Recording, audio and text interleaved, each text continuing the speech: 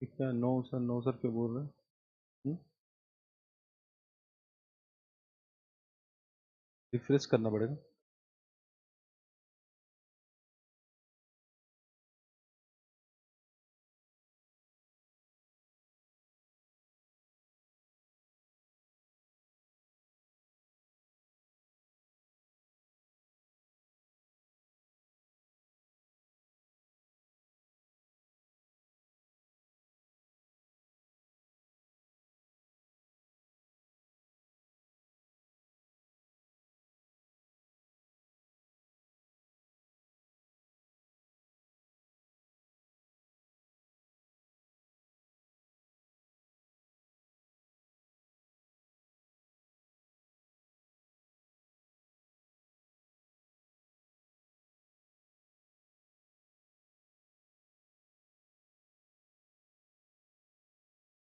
Very good morning, everyone.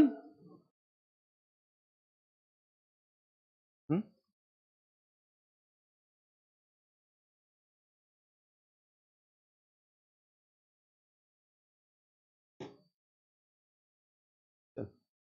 Very good morning, everyone. How are you all? Now, last class we started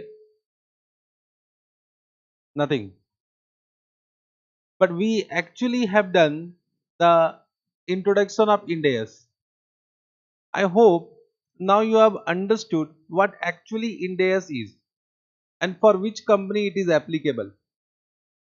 Now, from my point of view, any company given, you will be able to identify whether Indias is applicable or not applicable, provided you can calculate net worth. Correct? Now, can I say as per normal company, means when I am saying normal company, it is other than banking company, insurance company, NBFC. Now already the Ind AS is applicable because the last applicability date was 1/4/2000, 1/4/2000. That was for NBFC 17, 15, 16, 17. So already gone, means now as an auditor you are not supposed to identify whether Ind AS is applicable or Ind AS is not applicable for that existing company. But of course for a new company you need to identify whether Ind AS is applicable or Ind AS is not applicable. Correct. Then at the end we have done some important case. I hope that also you have understood. We have discussed about one Indian parent company and overseas subsidiaries, associate or joint venture. Correct. One case study we have done. So what was given? It is a relief that an overseas subsidiary, associate or joint venture of Indian company is not required to prepare a standalone financial statement as per Ind AS. They are not supposed to prepare their Ind AS financial statement for reporting purpose. Correct? However, this entity will still have to report their Ind AS adjusted number for their Indian parent company to prepare consolidated Ind AS account. Means they need to provide information related to financial statement based on Ind AS. Indirectly, Ind AS is applicable. Indirectly, correct? Only for consolidation purpose, not for reporting purpose. Then there was one more point: company cannot adopt IFRS as a substitution to Ind AS. It is quite possible that one company, just one clarification has been given, that suppose there is one company X Limited which is listed in Bombay Stock Exchange or National Stock Exchange and also on London Stock Exchange. Correct? So it means, can I say, as per London Stock Exchange, they are preparing financial statement based on IFRS. Already they are preparing, and based on Indian Stock Exchange, they are preparing financial statement based on existing accounting standard. Quite possible. Understood? And now, suppose Ind AS is applicable to this company. Now we have understood that there is a very less difference between IFRS and Ind AS. I already said 5% difference is there. Now the question is that whether this company can can adopt IFRS as a substitution to Ind AS. Means they will say we are already preparing financial statement based on IFRS. Now will not adopt Ind AS. Whether it is possible? No. Means they need to convert their financial statement based on AS to Ind AS. Even though they are preparing what? Financial statement based on IFRS. Means IFRS cannot be adopted as a substitution to Ind AS. Understood? Have you understood this point? That this point was actually left by me last class. Then I think case study number 1, this also you have understood. The parent company and subsidiary company is suppose banking company or insurance company.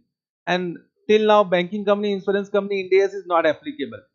So whether if the parent company Ind AS is applicable, whether for banking company or insurance company Ind AS will be applicable? No.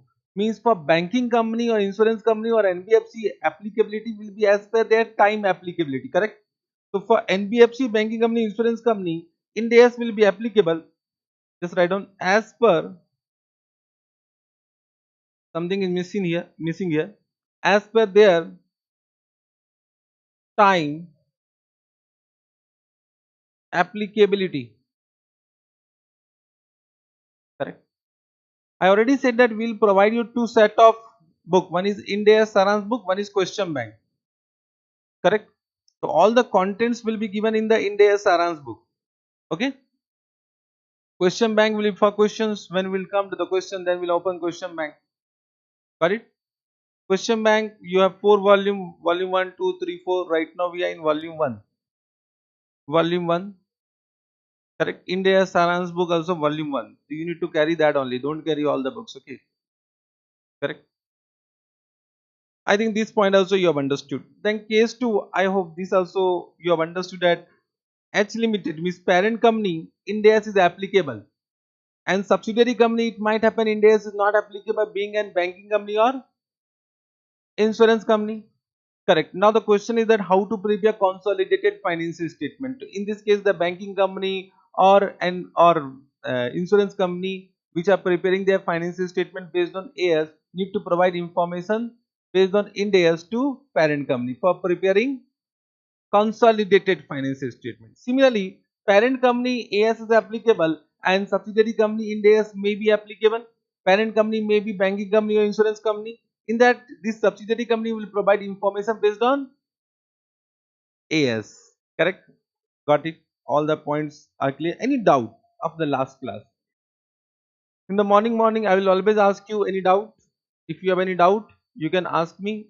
Of previous classes, means any previous classes, correct? Now you can ask me in the morning doubt, correct? It does not mean you can't ask me after the class. You can disturb me at any time till you become CA, correct? But what happened, I always have found that doubts remain common. Batch to batch, it is my experience that doubts remain common, and I know what doubt you will have. So basically all the doubts will clear in class only. But then also if you have some special doubt, correct now, so that I should know now, because I am Atma, I am not Paramatma. I can't understand your doubt from your face. So you need to ask the doubt so that we can clear, and others will bless you because they are not asking doubt. Correct now. So you need to help others, those who are not asking doubt. Correct? Chalo. So from my point of view, in this Ind AS introduction, there is no doubt. Coming to the chapter. Now let us start. First chapter. Chapter number 5. Chapter number 5. First chapter of this batch. Chapter number 5. Correct? You can see the chapter number 5 is what? In Ind AS 37.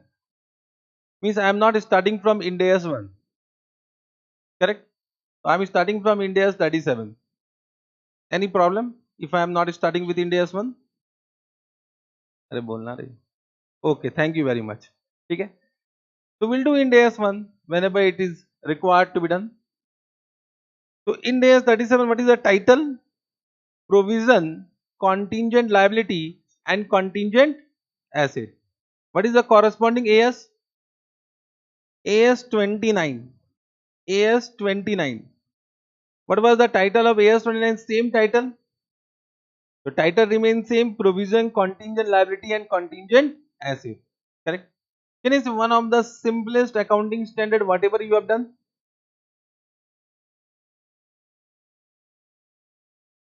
No response. What I'm asking some question. There was one question mark. I'm asking one question. It was one of the simplest accounting standard in your CA Inter, and this accounting standard you have understood. Simplest to understood na? Yes sir. Means I need to say yes sir. So the accounting standard you have understood also, correct? Now, if I think from India's point of view, to AS 29, India's 37, only 5% difference. Oh, not 5%. I will say you can see at the end of the chapter, difference is also given. Check kar. Let us, yeah, you can see last point of this chapter, difference between India's 37 and AS 29. These are the only difference. And if you have understood AS 29, and if I do this difference, can I say India's 37 over? बोलना रे. So let us do this. No, of course I will not do. Don't worry. Don't worry. So we need to start from the beginning. Means even though you have understood, I will assume that you don't know. I will assume you don't know. Correct? Can I assume this? Means I will teach you as if you don't know anything. As if you don't know anything. But what happened? What I have found that till you realize you don't know, then you will not take interest. Understood? Means we should realize na, if we don't know, then only we'll take interest in the class. Otherwise, you will come after 6 or 7 days. Arre, these are the lollipop. Correct now. So let me ask some questions. Only 2 days I'll be थोड़ा सा slow. थोड़ा सा मतलब slow. Correct? Why? Because I want you should be acquainted with my teaching style. 2 days I'll be slow. Correct? Once I understood, okay, everything is okay, then from gear 1 will go to gear 3 directly. चलेगा? Okay. So I'll be slow. I'm just giving you time so that you become familiar with me, familiar with my teaching style, and I should be also familiar with you. Chalega? So my first question to you all before I start India 37, correct? You are not supposed to read any content, because once you read content, your interest lost. Correct? So you are not supposed to read anything till I read in the classroom. Before classroom, you can read. My first question is that whether provision is a liability. First question. Second question, what is the difference between provision and contingent liability? Second difference. Second question. Third question, whether provision for doubtful debt is a liability. You have understood 3 questions? First question, whether provision is a liability. Raise your hand. Achha, yes, no, mixed question is coming, mixed answer is coming. Yes, no. Someone is saying, how many saying no? How many saying yes? Okay. So those who are saying yes, to them one contra question. Provision for doubtful debt is a liability. 1 minute. Those who are saying provision is a liability. So my question to them is whether provision for doubtful debt is a liability. 1 minute. Raise your hand. I can't. Raise your hand. One simple question I have asked. Don't give a question where diplomatic answer. Okay. I have asked one question. You need to say yes or no. Correct. Depends upon party to party. All of the above. None of the above. You have written CPT or from C Foundation. This type of answer will come from those students who have written CPT exam. Multiple choice question was there na. Okay. So what I am asking, those students who have said If provisions are liability, my question to them is whether provision for doubtful debt is a liability. Yes or no? No. How many are saying yes? Everyone is saying no. So if you are saying no, now next question, whether provision is a liability.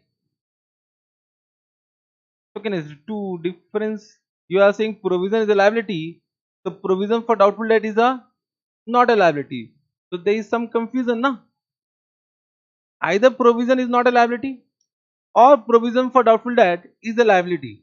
There is some question mark. I think you have understood what I want to inform you. What I want to inform you, you have understood. Now, the last question. What is the difference between provision and contingent liability? Raise your hand. Now, no one will say raise your hand. Difference between provision and contingent liability. Whatever you know, huh? Nothing. First class I said answer even you don't know. Try to participate in the class. Correct?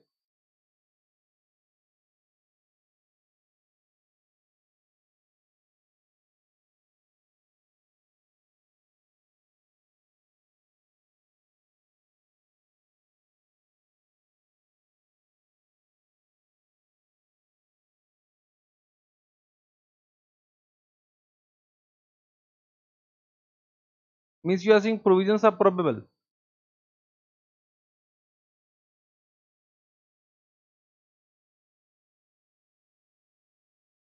That's an estimate. And contingent liability we will not estimate.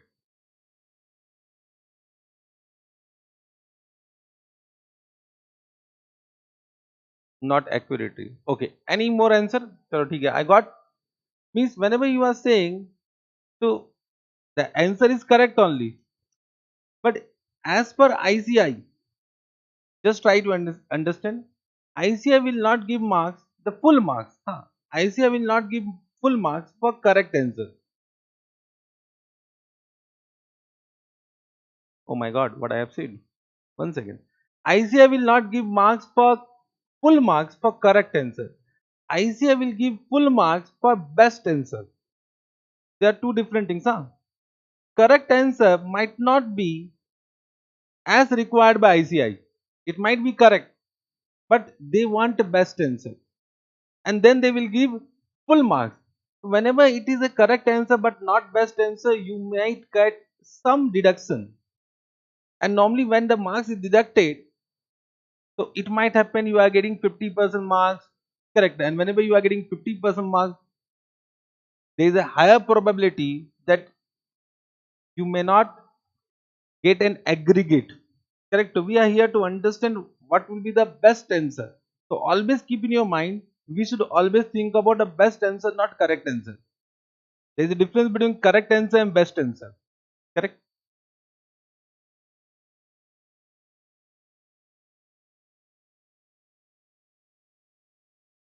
Outflow is certain.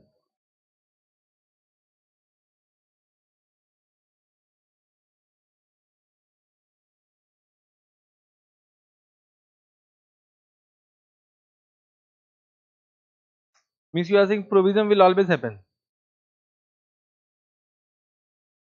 No, no, no, no. You are saying contingent liability may or may not happen. This word you have used for contingent liability, but you have not used this word for provisions. So if you are not using this word for provision, it means you are saying provision are certain.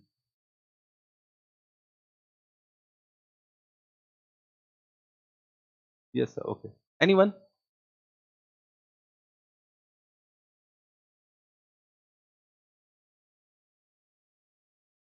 One second, one second. Contingent liability?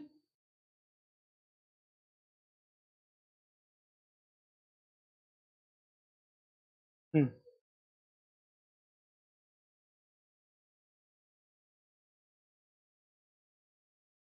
For provision, both are certain. Means provision will always happen. Provision will always happen, na? मजा आ रहा है मतलब. All are giving different answer, okay? All answers are not matching, huh? It means there are a lot of confusion.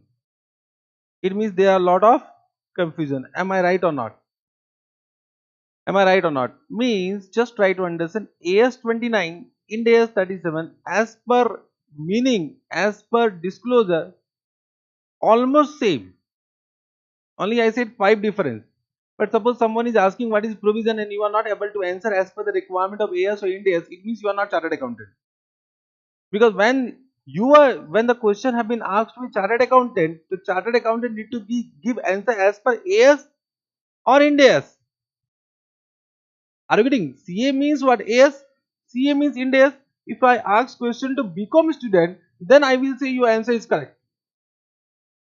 BCom examination, whatever you said, they also don't know those who are checking the paper. What are provisions? So for BCom chalega, commerce student chalega, but not for chartered accountant. This type of answer, whatever you have given, that is not actually correct. Let's see what actually is the correct definition of provision. Already I said in CA examination, CA final examination, you should know the exact definition and they will ask you why. And when you are not able to write why, they will not give you full marks. Correct? Coming to AS4 first. AS4. AS4 was what? Contingencies and event occurring after balance sheet date. Now you all know that the contingencies after introduction of AS29 has been shifted from AS4 to AS29. That you know means AS4 is relevant to the extent of event occurring after balance sheet date.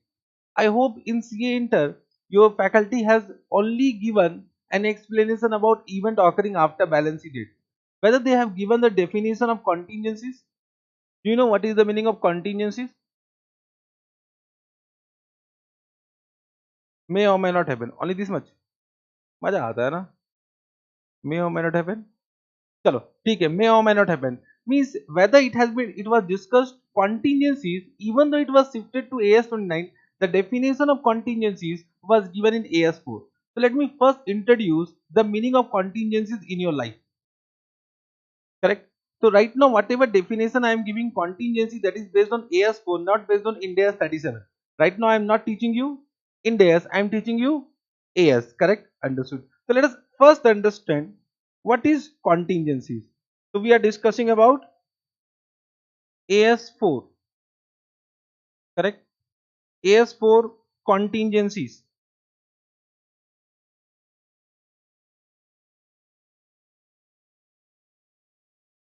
Contingencies. So what is the meaning of contingencies? Contingencies are any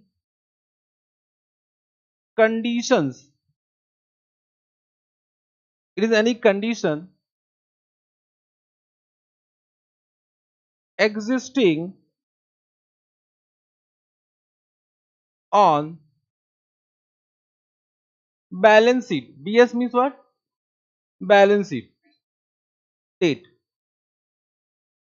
You all know balance sheet date in India, it will be 31st March. Correct? So contingencies are any condition or any situation existing on balance sheet date. Correct? Outcome. Outcome. Outcome of that condition. Outcome means what? Outcome means result. Correct? So outcome which may be favorable or unfavorable. It can be favorable from entity's point of view. It can be unfavorable from entity's point of view. This outcome can be either favorable or unfavorable. Understood? The outcome of such condition is not known. Is not known on which date? On balance sheet date. Correct? It is not known on balance sheet date. And such outcome is dependent on, means this outcome which is dependent on what? Which is dependent on what? Very good, very good. Which is dependent on happening or non-happening of what? Happening or non-happening of which event? Uncertain. Uncertain which event? uncertain future event. Correct? Understood. Very good. So which is dependent on happening. This is my good handwriting. Huh? Happening. Whatever I am writing in good handwriting, you should write down. I will not say every time. Okay. Over. I will come to the next page. Okay. Okay. You should write down. Dhire dhire you will become habituated. Which is dependent. And don't worry if you are not able to write down this PDF. I will provide you. But whatever I am writing in class, that you write in class only. Correct. PDF I will provide. But whatever I am writing in class, that you write down. Okay. Which is dependent on happening or non-happening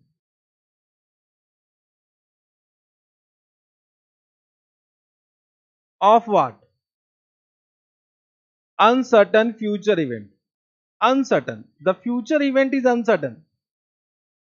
Future event is uncertain.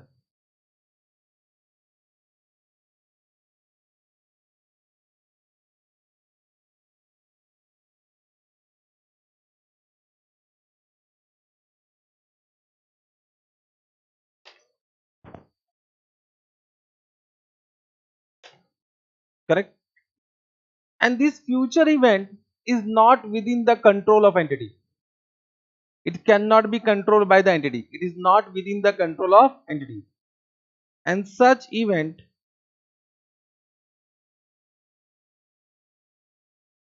is not within the control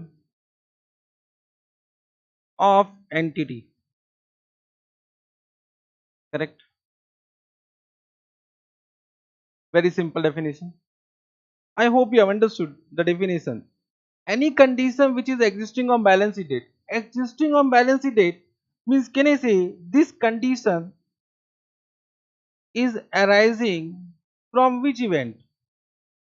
Past event. Oh, acha. Means already a event has been occurred either on or before balance sheet date. Either on or before balance sheet date. Correct? Understood? The condition is existing on balance sheet date and that condition is arising because of some past event. Outcome of such condition is not known. That outcome can be either favorable or unfavorable from entity's point of view. And that outcome is dependent on uncertain future event. That future event also we don't know. That is uncertain. Correct? And such event means future event is not within the control of entity. Correct? Means now just try to understand when I am saying about outcome. When I am saying about outcome, correct? This outcome can be what? Favorable or what? Unfavorable. It cannot be both. Either it will be favorable or unfavorable. I hope you are understanding this point.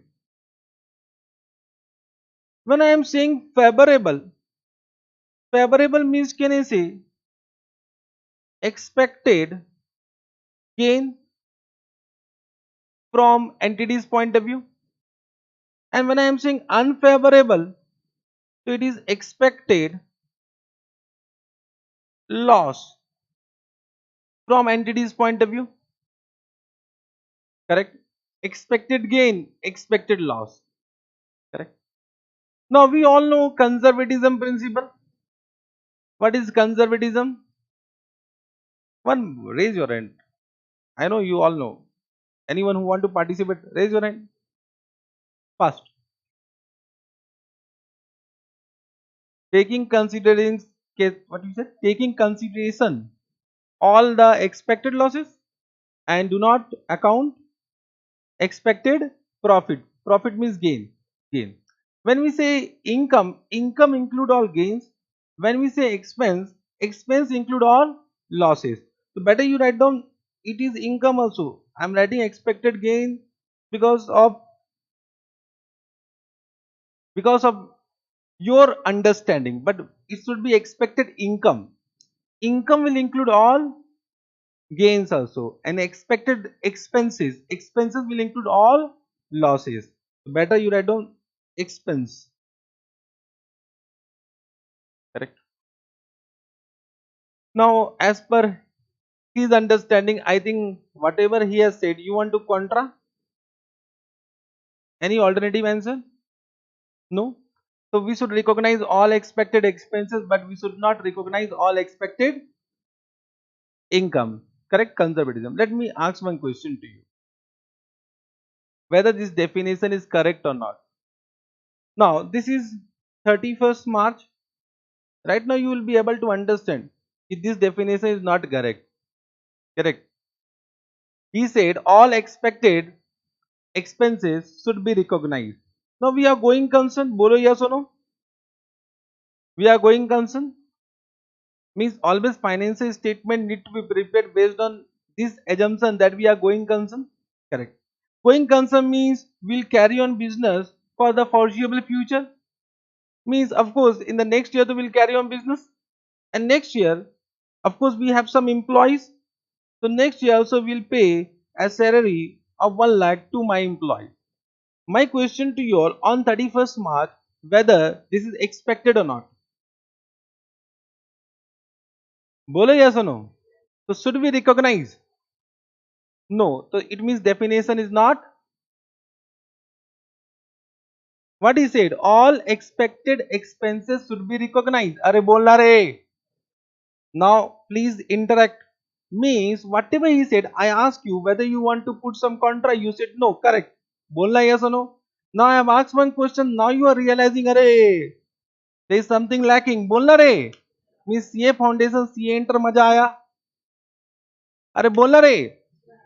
Means believe me, CA foundation, every teacher will teach this and your understanding will be same, and that will carry on into CA inter, but that should be rectified in CA final, because I'll be the last teacher for you for accounts. After that too, you are not going to take any coaching class for accounts. So I will give you all the knowledge, and I will rectify whatever you have done in CA foundation and CA inter also. Correct. So it means, can I say definition is not correct? So this, you all know, this expected salary, even though this is expected on 31st March, should not be recognized because you have done that only. So expected salary, expected rent should not be recognized. Can you say why it should not be recognized? Uh, this is not due to accrual chora. I don't want to go into accrual. But hmm, hmm, not pertaining to current year. Miss, can I say in this way, this arises due to future event? Future event. Correct. Best answer. Best answer. Means we are recognizing only those expected expenses which are arising from past event. Oh, acha. Are you getting what I am saying? So we should correct it. Means we should recognize all expected expenses which are arising from past event. That was missing. That was missing in the definition.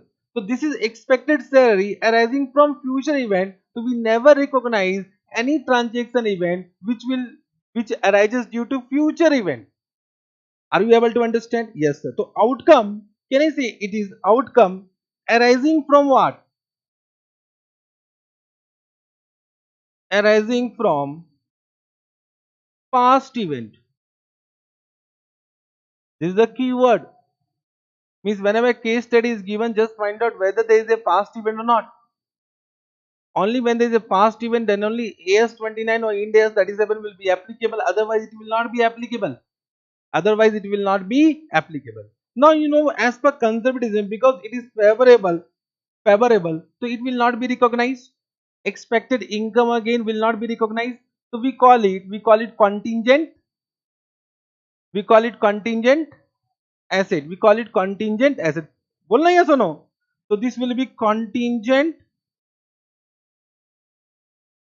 asset. And as per your understanding, right now I am teaching you AS, not Ind AS. Okay. So as per your understanding, it will not be recognized. It will not be recognized. It will not be recognized. But I hope you have done that contingent asset required disclosure in director's report. Remember that. So when I say recognize, recognition and disclosure are two different things. Recognition means passing a journal entry and recording in books of account. So when I say recognize, recognize means what? You are passing a journal entry and you are recording in your financial statement, either in balance sheet or SOPF. Correct? So it will not be recognized. Coming to unfavorable, so as per conservatism principles, can I say we should give importance to this outcome? Correct. So what is the situation here? What is the criteria for recognition? That you need to find out whether this expected expenses or outcome is probable. Probable. Whether it is probable. Probable means what? Chances of occurrence is more than 50%. But it does not mean it is certain. It is also may or may not happen. Huh? Correct? So when I am saying probable, the chances are more than 50%. It means it is more than 50%. And and amount can be what? Estimated means measured. Amount can be estimated. So as per accounting standard understanding, we will recognize what? We will recognize provisions. We recognize provisions.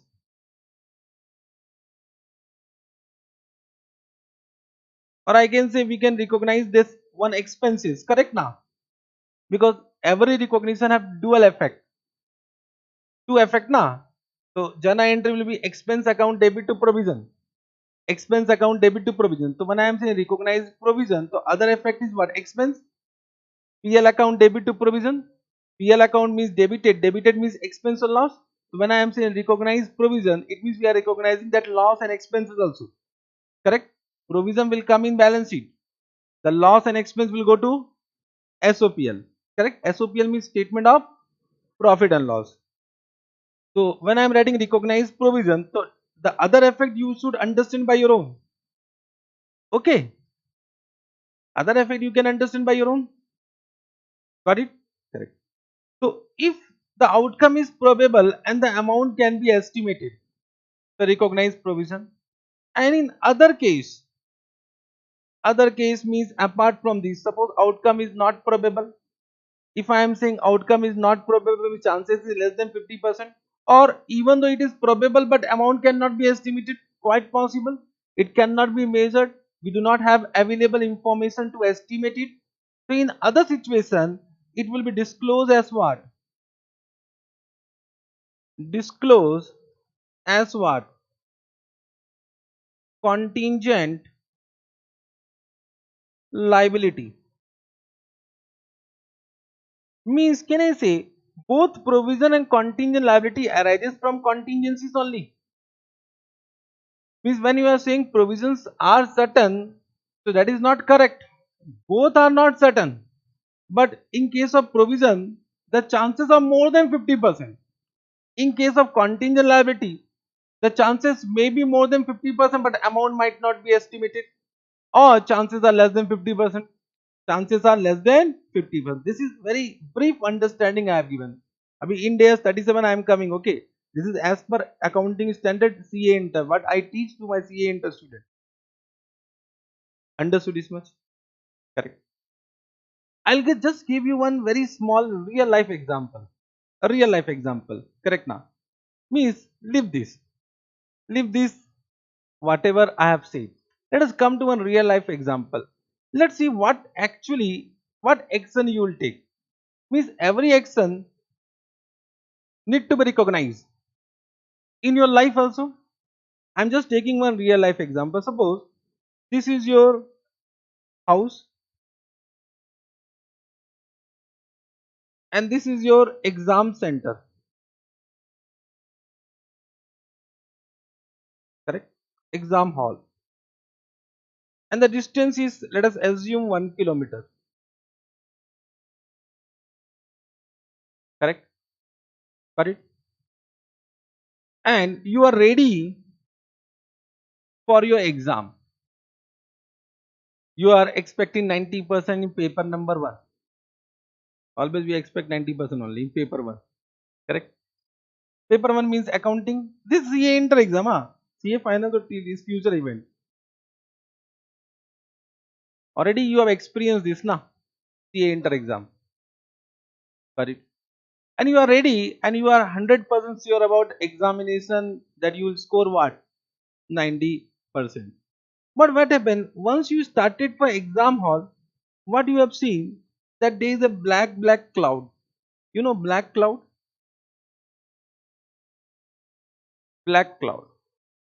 Now some condition I will put in this example that you need to reach exam hall only by walking. Only by walking. And there is no public transport available, no private transport available, no boyfriend, no girlfriend, no one is available with you. Correct? Means you need to go only by walking. Understood? Now, because there was a black cloud, so can I say there is a condition existing on your exam day? Are bolna re. That black cloud is condition or not? Correct? So there is a condition existing on exam day. Outcome of which is not known, whether rain will come or rain will not come, that is not known. Because black cloud does not mean rain will fall, na? It may or may not come. And can you see that is dependent on some uncertain future event and that is not within the control of that student.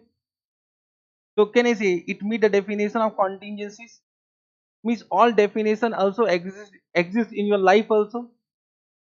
Correct? So can I say on that day there were some contingencies. Now you need to react. You need to react means you need to think about accounting treatment. React means you need to think about accounting treatment. Bolna yes or no? Now because you are a smart boy with a smartphone, you have a smartphone and in every smartphone there will be Google Baba. There is Google Baba and in Google Baba you can search about weather report. And when we search about what are the chances of rain, that Google Baba says that high chances of rain. High chances of rain. Understood now? Just try to understand that Google Baba is saying high chances of rain does not mean rain will come. There is a high probability of rain. It does not mean rain will come. But there is a high probability of rain. My question to you all, what you will do in this situation? You will take umbrella or you will use umbrella? You will take umbrella or you will use umbrella? You will take umbrella and you will use it when rain will fall. Means you have created a provision in your life. You are taking the umbrella with you. Are you getting? Or you will take a raincoat. That is your choice. So means can I see you have created provision? Now you will use it only when rain will fall, and if rain does not fall, you will not use it. Simple now. So creating provision does not mean that expenses will happen. It may or may not happen. But chances on balance sheet date is very high. On balance sheet date when you are preparing financial statement on that day it was very high. And because of that reason you have created provision. You have created provision, it does not mean that you will use provision and the expense will occur only. Have you understood? Means if expense does not occur, you reverse the provision. You reverse the provision means you will keep the umbrella as it is. Are you able to understand? Correct. Now I will change the situation. I will change the situation. Same entire story remains same. But this was suppose case 1. Case 2. I will change थोड़ा सा story. कि once again you search Google Baba and now in Google Baba it is saying chances of rain is not high. Chances of rain is not high. Why? Because wind is also blowing and it might happen with that wind The cloud may shift it from one city to another city, from Hyderabad to Sikandrabad. Quite possible. And because of that reason, Google Baba is saying that in your location, the chances are less. Quite possible. Just try to understand, it is always better to create provision from user point of view. It is always better to create provision from user point of view. Are you getting? Means if you are creating provision, no one will say, means you are keeping umbrella, it is good only, na? Correct. If you are keeping umbrella, it is good or not? It is good. But from entities, my question to you all, whether entities will like to create provision or will not like to create provision. If you are creating provision, your profit will decrease. When you are not creating provision, profit will increase. So whether they will like to create provision or they will not like to create provision. They will not like to create provision. Why? Because they want to show higher profit. Higher profit means higher.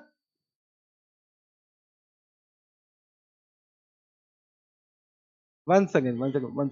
Dividend is not based on book profit. First thing, you don't know Companies Act. Correct? Dividend is based on divisible profit as per Companies Act. I'm not going into dividend declaration right now. Correct? My question to you: higher profit means higher tax? Not nalayak. Tax is not based on book profit. Tax is based on taxable income as per income tax. Right now I'm teaching you income tax or accounting. Don't flow with my emotions, huh? With my emotions, you will be disturbed. My face is like that. Now, what I am saying, just try to understand. When I am saying higher profit and you are saying higher tax, means you don't know about accounting and income tax. What you have done, see, enter. You have done AS22 also. AS22. Deferred tax. You have done deferred tax. Deferred tax was difference because of difference between what accounting income and taxable income. Leave AS22. I know what you know about AS22. Leave it. What I am saying now, have you understood? Entity will always like to show higher profit to attract investor, or you can say for loan purpose, etc. Loan is bank is also one type of investor. Bank is also providing funds, so bank is also one type of investor. Understood? So of course, can I say they will not like to create provision? I say it is better to create provision from user point of view. But why will create provision if it is not required? Unnecessary, na? Less chances. Means in this situation, you can take umbrella, but why you will take umbrella? Unnecessary umbrella will be with you. You can't read books because you need to study. In last time also, it will disturb you. So what you will do in this situation? What you will do? You will inform your parent, in case rain come and help me. Means you will disclose the fact to the user of financial statement that it might happen, rain may come, save me. Are you able to understand? I am saying it is better to create provision. If you want to create provision, no one will say why you have created provision. But when you have not created provision, there will be one question mark, why you have not created provision. Understood? So if you have not created provision, so in this situation, AS says there is no need to create provision, but you should disclose the fact to the user of financial statement. Understood? A very simple example I have taken to explain you that this accounting is based on real life only. Accounting is based on real life. Apply common sense. Once you apply common sense, all the answer you get. Understood? Now I hope you are able to understand this outcome. Outcome means favorable, unfavorable. Means we are giving importance to unfavorable situation. Why? Because of conservatism principle. Because of conservatism principle. Now coming to expected loss. Expected loss or expenses. When I am saying expected loss or expenses arising from past event, that is the keyword. So, arising from past event.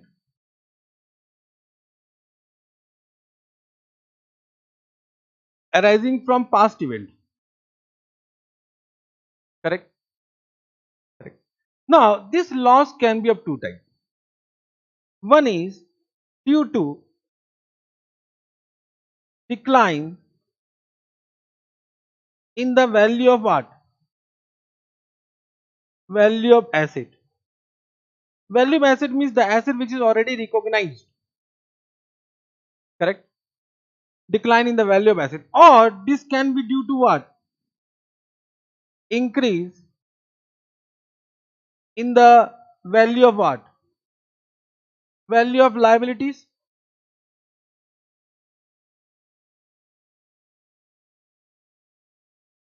This can be two situations.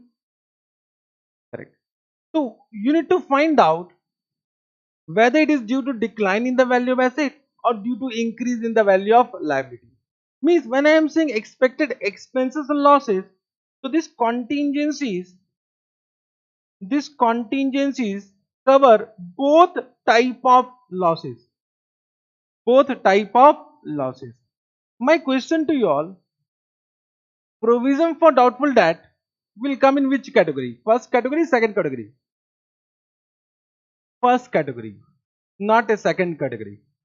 So provision for doubtful debt is a decline in the value of asset, and therefore it is not a liability. And therefore it is not a liability. One answer you got. With my explanation, every doubt will be clear. I hope you are able to relate whatever I am saying.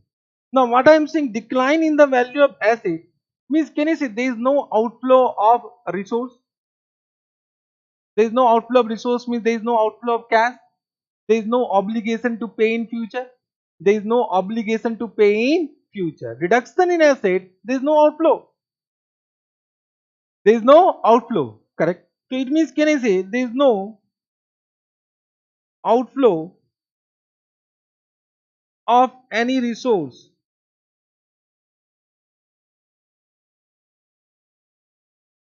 whether it will result in inflow?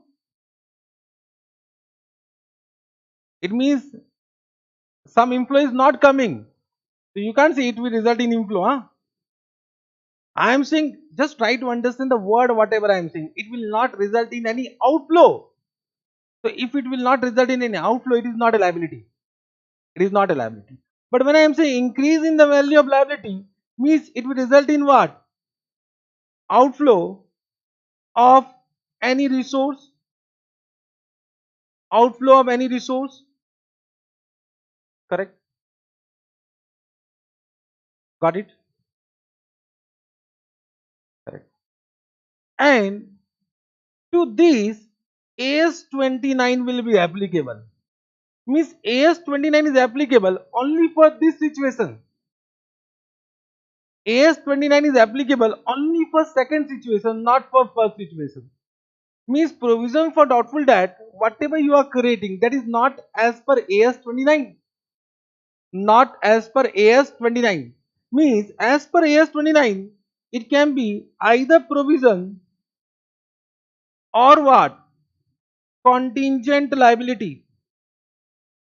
Or contingent liability. Depending upon situation. Depending upon situation. Correct? Means AS29 is applicable only for second part, not for first part. Not for first part. Understood? Means what AS29 says, कि provisions are liability. Oh, अच्छा, अच्छा. Provisions are liability. So of course provisions are liability because this will result in increasing the value of liability, means there is some outflow of resource. So provisions are liability. Are you getting what I am saying? Provisions are liability means, can I say provision for doubtful debt is not a liability? Means provision for doubtful debt is Maha Bakwas name. Terminology is not correct. That terminology is not correct. Means actually we have given wrong name to that account from our traditional days, and because our forefather was using that name and we carry that name will not change the worth of that item. We can say anything to anyone, the value remain same. Correct now? So but just try to understand, provision for doubtful debt is not a correct term. In AS, when we were in CA Inter, we were using provision for doubtful debt chalta, but now under Ind AS, we'll not call it provision for doubtful debt. Provision for doubtful debt is not a correct term. The correct term is impairment loss of that asset, or we should create allowance for bad and doubtful debt. But we'll not use the term provision for doubtful debt. So from now, we'll not use the term provision for doubtful debt. Have you understood? Have you understood this point? Yes, sir. Means, can you say now one question arises to this, which AS will be applicable? Because there is a decline in the value of asset and you said AS 29 is not applicable, then which AS will be applicable? So of course, we need to understand that if suppose there is a decline in the value of inventories, then AS2, AS2, AS2 may we have done cost price or NRV whichever lower, expected loss na. Already we have done under AS2, means AS29 is not applicable for that. For property, plant and equipment, intangible asset, IA means what? Intangible asset, and IP means what? Investment property. Investment property. IP means what? Investment property. PP, so you know, property, plant and equipment. For that, AS28 is applicable. That was not in your syllabus. AS28 was not in CA Inter syllabus. That was impairment of asset. Impairment of asset. So AS28 is applicable for property, plant and equipment. For this type of loss, decline in the value of asset. Decline in the value of asset. Correct? Understood? When I say financial asset, do you know about financial asset? Financial asset. One of the example of financial asset is receivable, means debtor. Receivable is financial asset. Investment is also financial asset apart from investment property. We'll do detailed discussion on that. Means investment in equity shares, investment debentures are also financial asset. Right now I am just giving example, not meaning. Financial asset will be covered under Ind AS 32, Ind AS 109, and it will take around 30 to 35 hours to understand that chapter. Correct? It is not a small topic. Correct? So financial asset, one of the example is debtor, you can say receivable or investment. These are the example. There, these losses are covered in which accounting standard?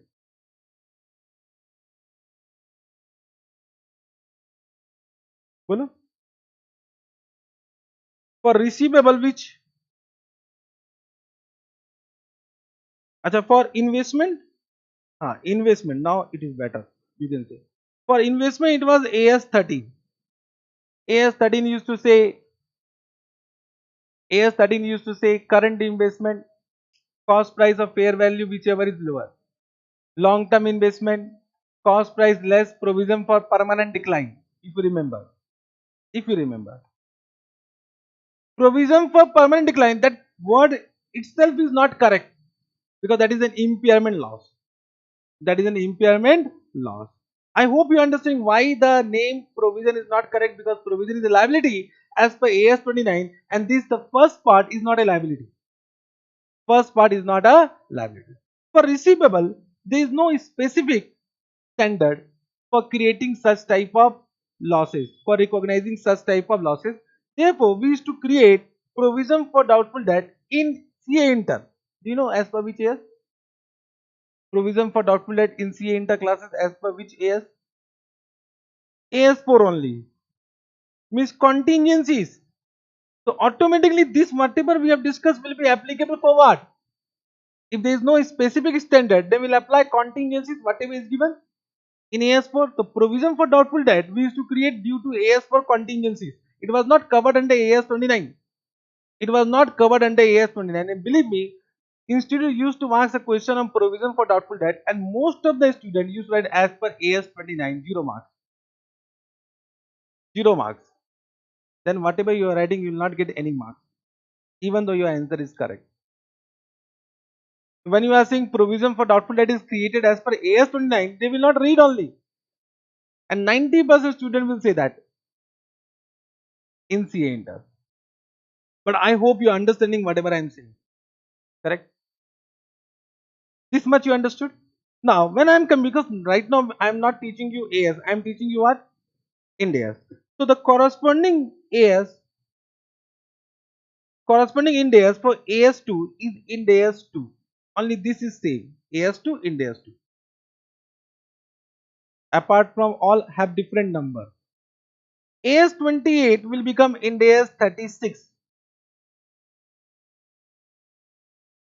And these two will be covered under Ind AS 109. All are coming soon in your life. And these AS29 will become what? Ind AS 37. So right now, which chapter I am dealing? Ind AS 37. So when I am teaching you Ind AS 37, the first part is not covered there, and provision means liability. Provision means liability. Understood? Understood? This much have you understood? If you have understood, can I ask one question? To understand whether you have understood or not. Can I ask one question? Think and say, I am not in hurry. I am not in hurry.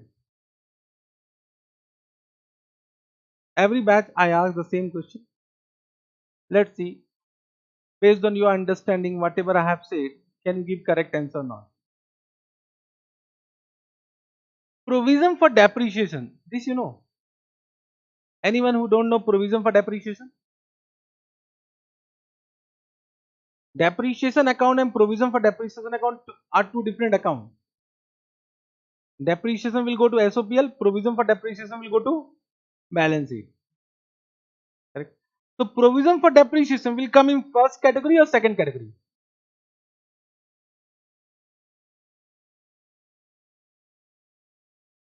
How many are saying first category?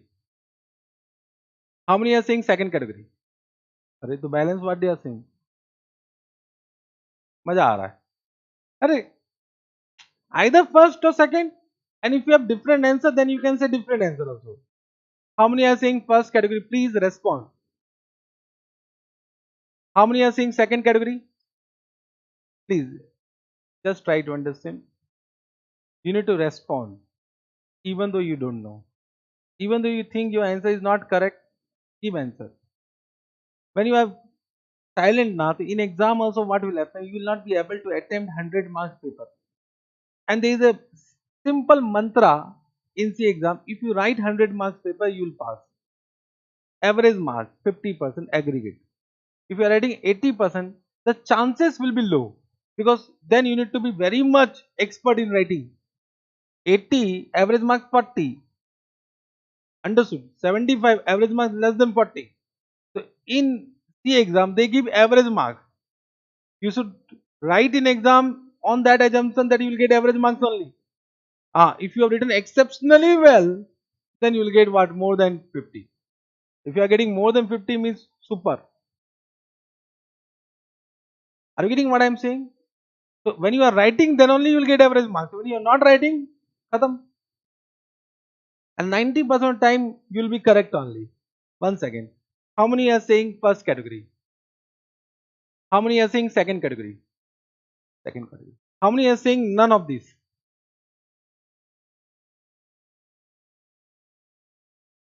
Exceptional na, so I need to ask him. One second, one second.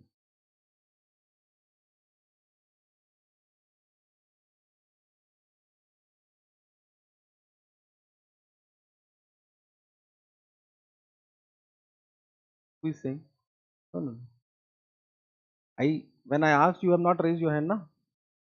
Your attempt went. Now next attempt. Correct na? Simple rule is simple, huh? Rule is simple. 100% correct. I am very much happy that you have applied your common sense. You have applied your common sense. Whatever you have done, that you have applied. I am very much happy. For the first time, I got correct answer in any batch. Understood? I don't know when you will become CA, but you will definitely become CA.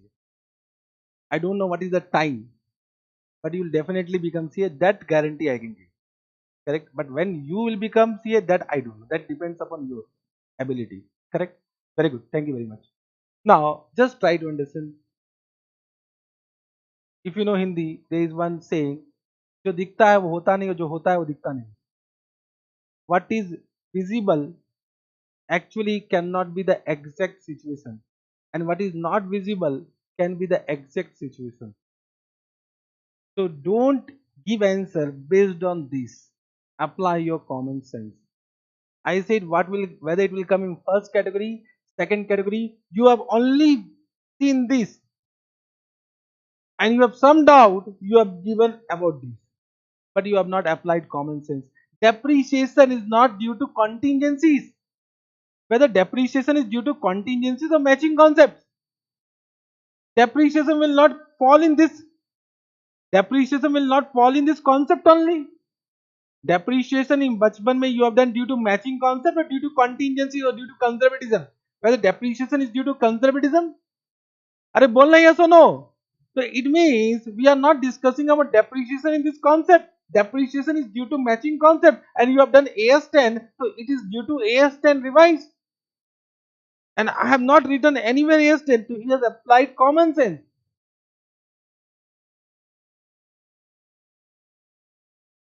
Understood? The provision for depreciation will not come in this topic only. Means can I say provision for depreciation maha bakwas name? Provision for doubtful debt chalta hai because this is due to contingencies. Even though provision for doubtful debt, I will say that is not a correct term when we enter into Ind AS. But provision for depreciation is actually not correct term based on AS only. And if you have done AS10, AS10 has used the term accumulated depreciation. They have not used the term provision for depreciation. I don't know why ICI is using that name. Means our ICI is only wrong on that part. I think if you are doing articleship in your office, you have never used the term provision for depreciation. Have you used the term provision for depreciation in your office while preparing your financial statement of any company? Never. You have used the word accumulated depreciation. You have not used the word. Why? Because that financial statement is prepared by a chartered accountant. And he knows provision for depreciation is not a correct term. Means can I say provision for depreciation will not come in this category? What is the meaning of depreciation? Raise your hand. What is the meaning of depreciation? Change means increase or decrease? Huh? Not a correct definition. Depreciation does not mean decrease in the value of asset. Means even though value might be increasing, then also we charge depreciation. It might have been the fair value of asset is increasing, but then also we charge depreciation due to matching concept. Means depreciation does not mean decrease in the value of asset. Depreciation means allocation of cost on systematic basis during the useful life of asset due to matching concept. So depreciation does not mean decrease in the value. Depreciation is an allocation of cost. Allocation of cost on a systematic basis during the useful life of the asset. So depreciation does not mean decrease in the value of asset. Decrease means what? When I say decline in the value of asset, it means it is impairment loss. The term is what? Impairment loss. Why I am informing you all these things in the first class? Because everything is going to change in your life. Everything is going to change in your life now. Accounting remains same, but with many changes. Have you understood? So when we say decline in the value asset, it is not depreciation, it is impairment loss. So impairment loss can arise in any asset. It can be inventory, it can be debtor, it can be property, plant and equipment, it can be investment property, it can be other investment, it can be any other asset coming soon in your life. There are many other assets which I have not written because you don't know. Biological asset. You know about biological asset? Thank you very much. If you know. Impairment loss understood?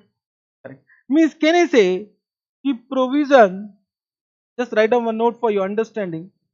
Provision for depreciation is not a correct term. Accumulated Depreciation is correct term. However, it is not covered in above topic, correct?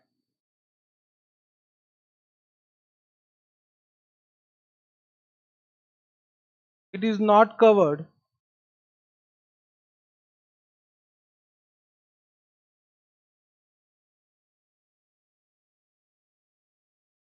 in above topic. Above topic means contingencies.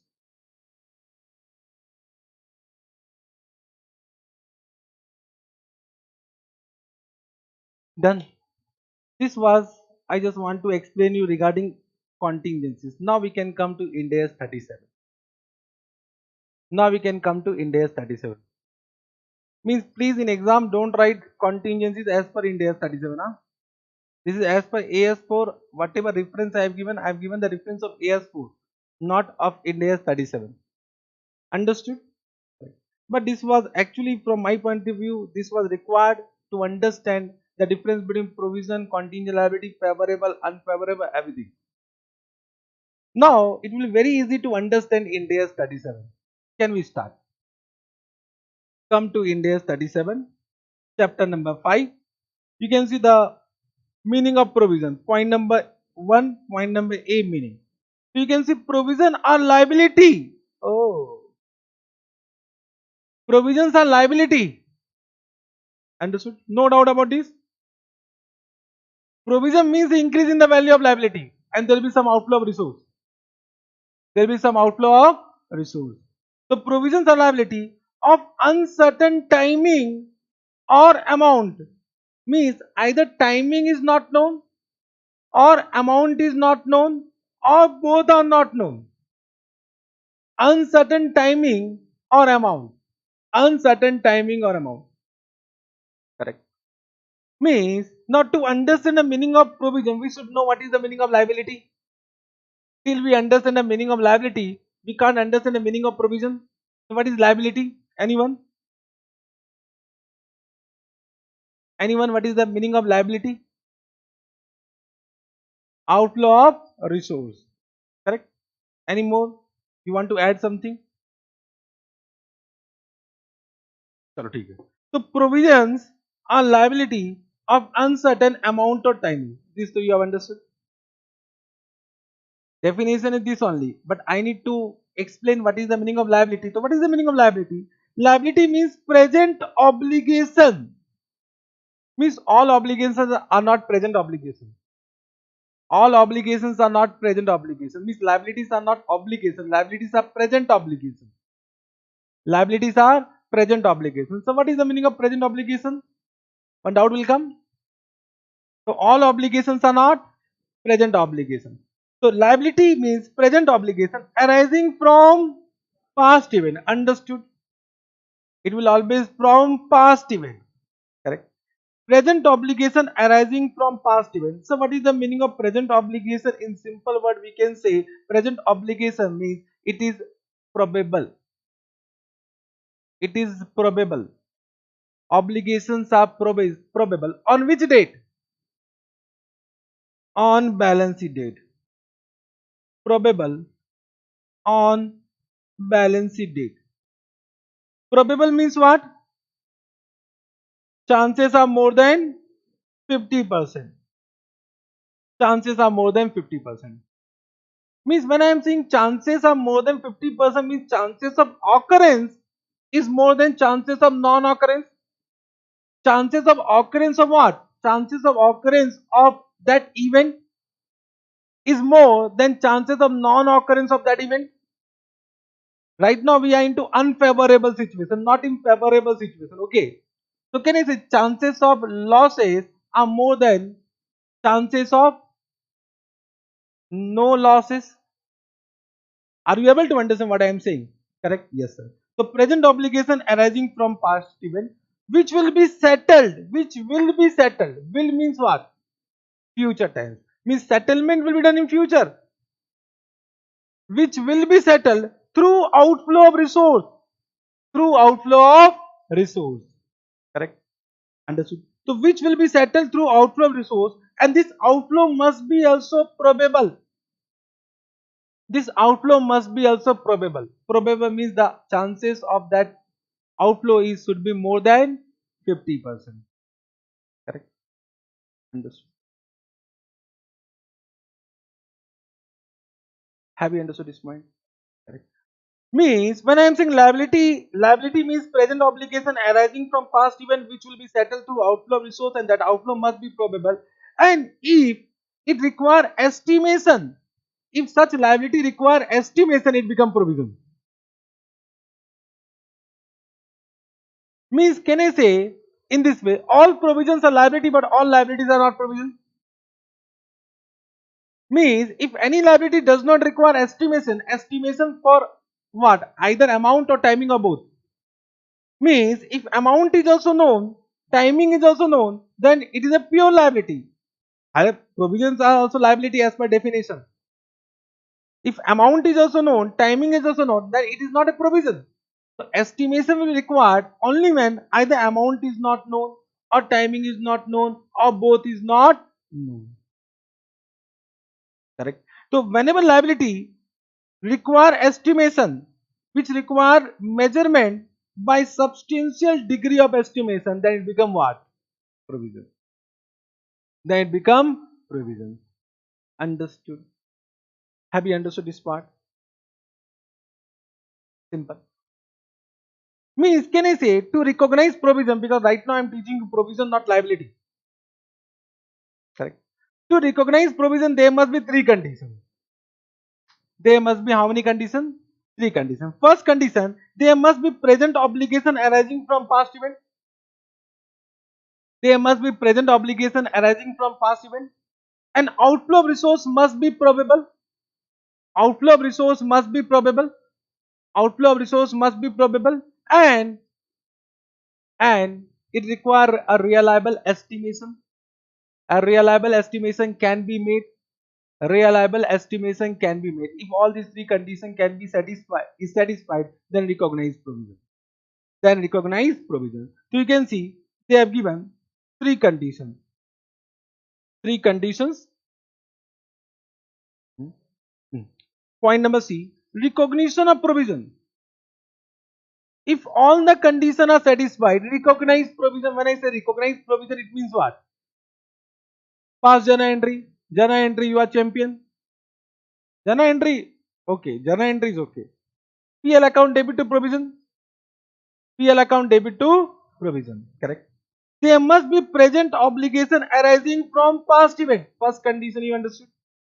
Second, outflow of resource which is required to settle the obligation is also probable.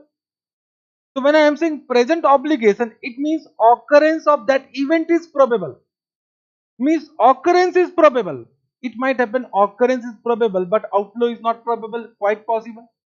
So the obligation must be probable as well as outflow must be also probable. Outflow must be also probable. And if both are probable, an estimation if can be made. Can I say it is a very rare situation that you are not able to estimate, because we can estimate anything. Estimation now we can estimate anything. Given a chance, I can estimate your life also. Given a chance, given a chance. Are you able to understand? So it is a very rare situation when estimation cannot be made. But if estimation cannot be made, we can't recognize provision. So a reliable estimation can be made for the amount or timing of obligation. Now the question is that, sir, how to measure? How to estimate? How to estimate na? Are bolna re? So of course, can you see this part, how to estimate? I hope you have not done in your CA Inter, even though it was covered in AS 29. Even though it was covered in AS 29. How to estimate we'll discuss later on. But can I say we need to understand how to estimate the amount of provision? How to estimate the amount of provision. But I hope you have understood all these things. Correct.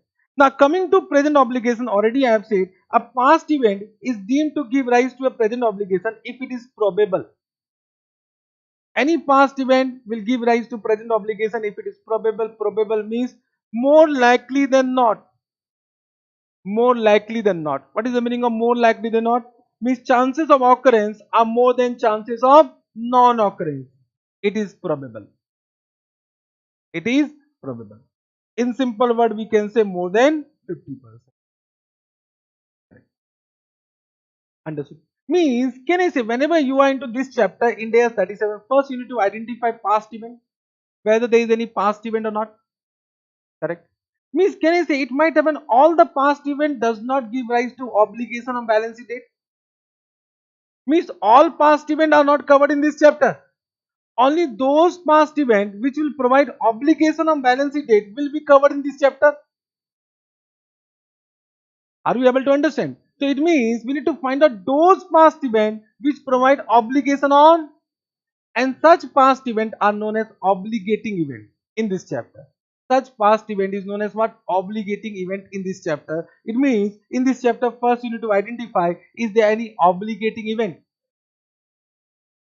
Is there any obligating event? And if there is any obligating event, it may give rise to present obligation, or the obligation may not be present obligation. So if it is present obligation, then only provision, otherwise no provision. Otherwise no provision. Correct? So those past events which give rise to obligation on date, balance sheet date are obligating events. Correct? Normally in India we don't use the word balance sheet date. We use the word reporting date. Reporting date. So from now onward, I will also use the term reporting date, not balance sheet date. The balance sheet date and reporting date are same only, but Ind AS has used the term reporting date, therefore we will also use the word reporting date.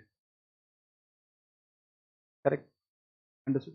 Now, coming to obligation arising from past event. Obligation arising from past event. There are two types of such obligations.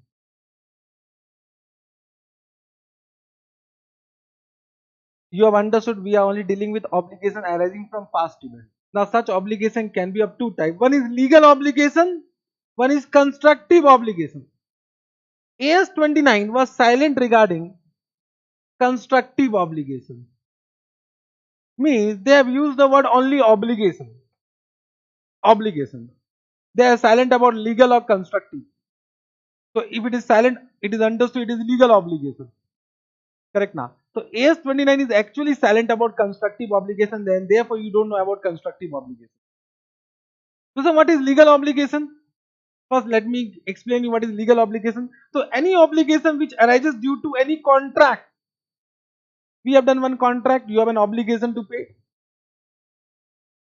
Achha, you have an obligation to pay. Whether I have any obligation? What obligation I have? To provide services. Means both party have right, both party have an obligation. Means can I say from a student point of view, you have a right to receive services, an obligation to pay.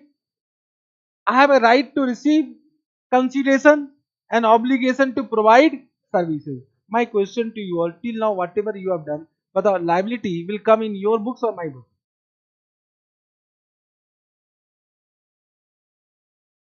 One second, one second, one second, one second, one second. Concentrate, concentrate.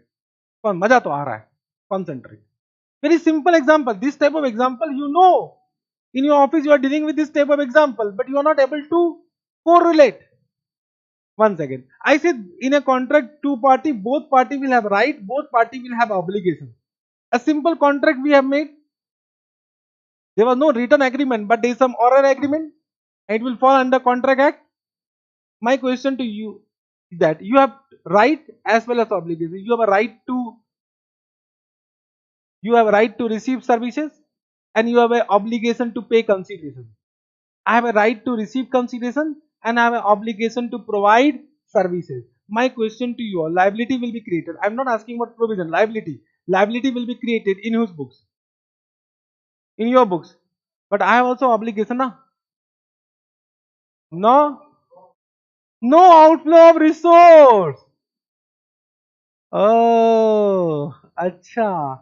I have an obligation to provide services, but no outflow of resource. You have an outflow of resource, therefore liability will be created in your books. I will not create any liability, even though I have an obligation. Are you getting what I am saying? So what I am saying, due to contract, so in every contract, one party will have an obligation, and that obligation need to be for what? Outflow of resource. Correct. It may be due to any legislation act, income tax act, income tax is payable due to any other act or any other obligation of law or any other law. So can I say, even though I am saying legal, the legal obligation will also include obligation arising due to contract as well as due to any obligation of law. Simple. So what is constructive obligation? Let me give you one example. Everyone, we have done one contract that I will teach you FR, you learn FR from me. Correct? Understood?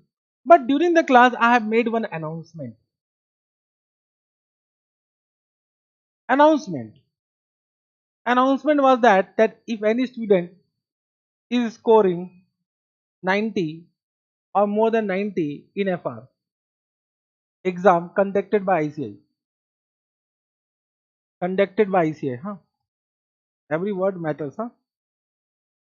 So if any student score 90 or more than 90 in FR exam conducted by ICI, I will refund 50% of fee paid by you. 50% of fee paid by you, excluding GST. Excluding GST. GST तो I have paid रहे to the government. I will pay now. Understood what I am saying? And this is the actual announcement, huh? Announcement done. Announcement done. But this is not a contract. This is not a contract. Why it is not a contract? Because I have given an offer. You may or may not accept that. I don't know. Understood? But I have made one announcement. Correct? Now question arises, everyone. Because can I say exam will be conducted? You may score 90 or more than 90. So at that point of time, I have an obligation to pay. So should I create provision right now? Understood? Understood what I am saying? No, no. Have you understood this fact? What situation I am dealing? So this is not because of legal obligation. This is because of what? Constructive obligation. This example will fall under constructive obligation, and Ind AS 37 says that provisions should be recognized due to constructive obligation also. If all the three conditions are satisfied. If all the three conditions are satisfied. Understood? So what is the meaning of constructive obligation? Constructive obligation is derived from entity's own action. So any obligation which is derived from entity's own action is known as constructive obligation. It may be due to past practice. For example, in the past batches, I have refunded the amount. So can you know this fact? You came to the classes, you have something in your mind that in past batches sir has refunded 50% of fees. So in this batch also, if I score 90 or more than 90, I will receive 50% of fee. Correct. So this will be also a constructive obligation due to past practice. Due to published policies, means I have not done any announcement, but in my website it is mentioned that in my website, I have one website also. Correct now. So in my website, there is one policy written that any student, it is written. And you know about that policies. You came to the classes, that information is known to you. Even though I have not made any announcement, that fact is known to you or not. That fact is known to you. Correct. So it is maybe due to past practice, published policy, or any specific statement. Announcement is a specific statement. Understood? So it may arises due to past practice or published policies or any specific statement which indicate that entity will accept the responsibility. Entity will accept the responsibility and which create a valid expected expectation in the minds of other party, which create expectation on the part of other party. Can you say, once I have done announcement, it is my responsibility to refund the fee, because if I will not refund the fee, I know some negativity will be in Market means CA market. Huh? Okay. And can I say once I have done announcement, you have some expectation on your part. A valid expectation is created now. You might be thinking, acha 90%, 50% refund. So you might be working for that.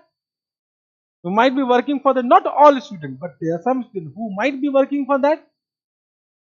So it means which indicated entity will accept the responsibility. If I have given some policies in my website, it means I'm bound to perform that. I'm bound to perform that. Therefore, that policy I have mentioned in my website. Correct now. I'm bound to perform. So when I have made such announcement, I'm bound to perform that. Correct. And has created a valid expectation on the part of other party. It means constructive obligation will also fall under this chapter. And for constructive obligation, also if three conditions are satisfied, then we should create what? Provision. Means if all the three conditions satisfied, so an Ind AS is applicable to me, but for me Ind AS is not applicable. Suppose Ind AS is applicable to me, I should create a provision for such announcement. Are you getting what I am saying? Are you able to understand? Means when I am saying this, there must be present obligation. So this obligation can be either legal or what? Constructive. Oh, ho, ho, ho. Oh, ho, ho. Understood. Have you understood? Now we have done the definition of provision. Now provision definition is completed. I hope you have understood how much emphasis I am giving to one definition only. The difference between CA inter and CA final. Now, as per definition is concerned, you have understood. Any doubt you can ask me.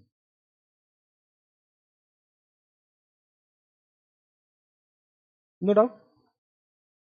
Legal you understood, constructive you have understood.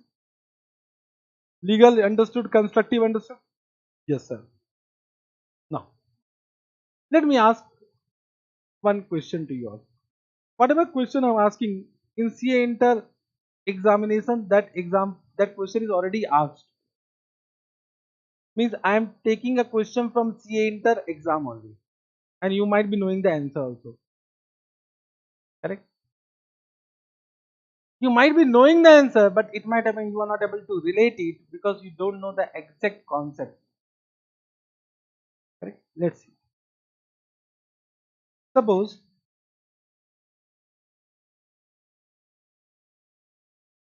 Air India, you know Air India, now taken by Air India has purchased one aeroplane. You know aeroplane? You have understood now it is aeroplane, bus. That is only required. मतलब मजा आ रहा हाँ? Has purchased one aeroplane. Of course, this is for commercial purpose. Correct? Suppose 100 crore is the cost. But as per National Aviation Act, so there is one act which says that any aeroplane which is used for public transportation require rehauling expenditure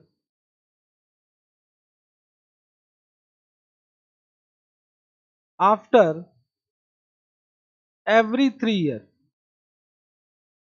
Rehauling expenditure. Now when I am saying rehauling expenditure, it does not mean routine repair and maintenance. It is not routine repair and maintenance. Every entity will carry on routine repair and maintenance. Okay? So this is actually major inspection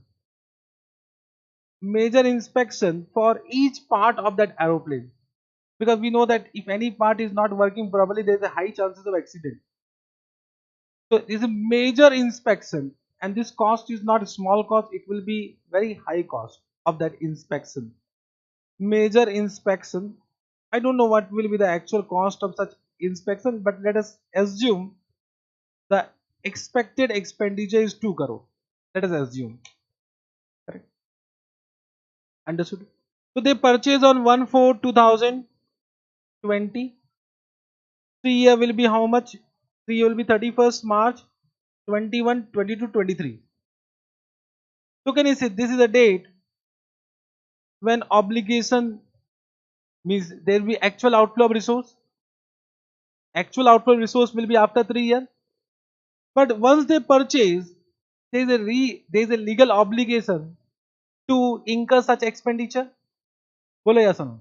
My question to you all, whether provision is required or is not required. There is a legal obligation. Act is there. What do you think? Have you done this example in your CA inter? I think you have done. So what is your answer? Provision is required or not required? How many are saying required? Have you understood the example? Example is very simple. Example is very simple.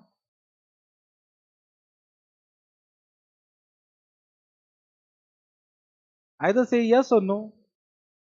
How many are saying yes, this provision is required? No, yes, balance. No, I said yes or no. I'm not asking explanation. Whether I've asked explanation? No.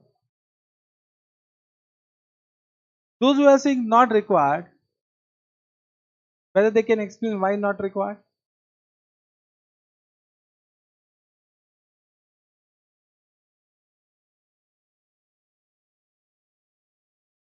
Means we need to create a liability.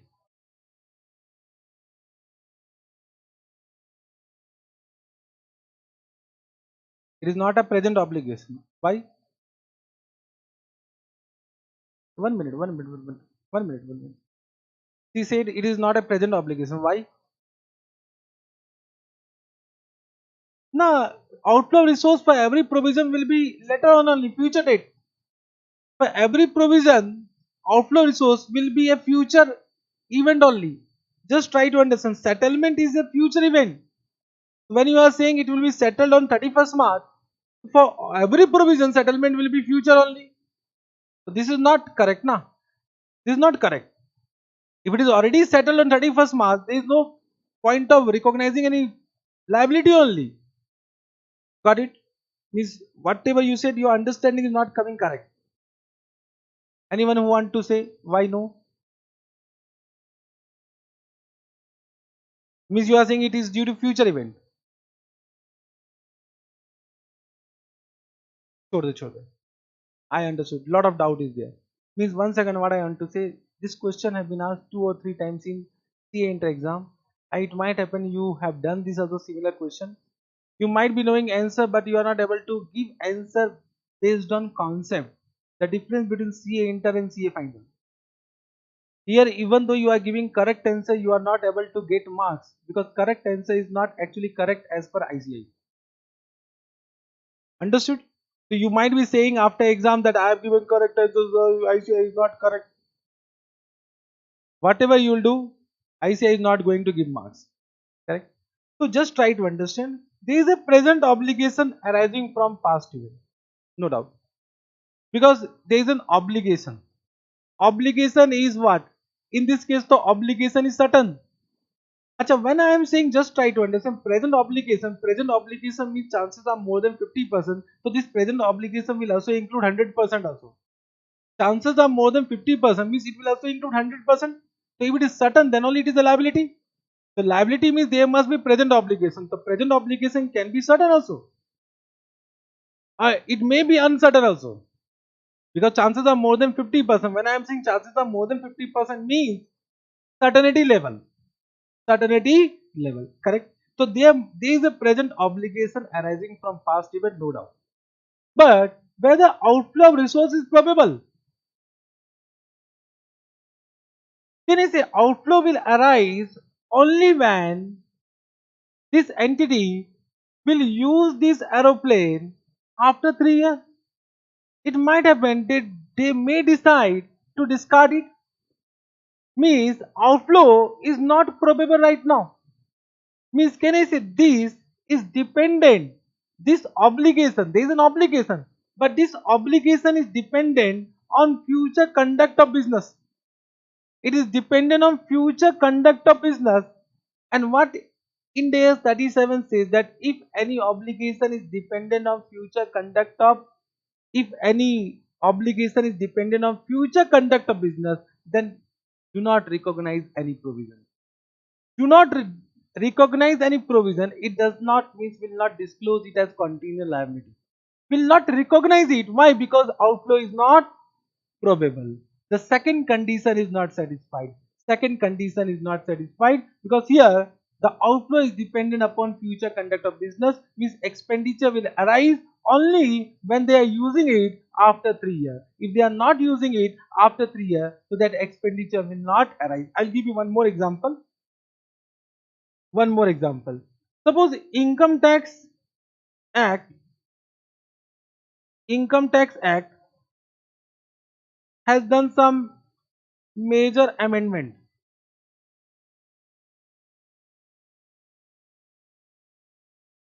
and for the next year you need to train your employee. You need to train your employee. Understood what I am saying? For this amendment. But at this point, when you will train, so some training expenses will be there. Got it? There is some amendment in Income Tax Act. Now, in the coming year, you need to train your employee for such amendment. My question to you all: whether provision required?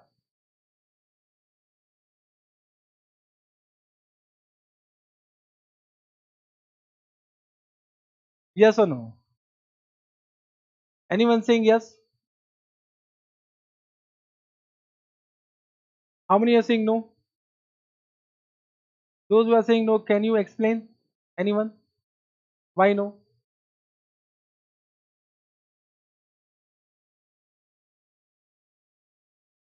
100%. Once again, the same reason.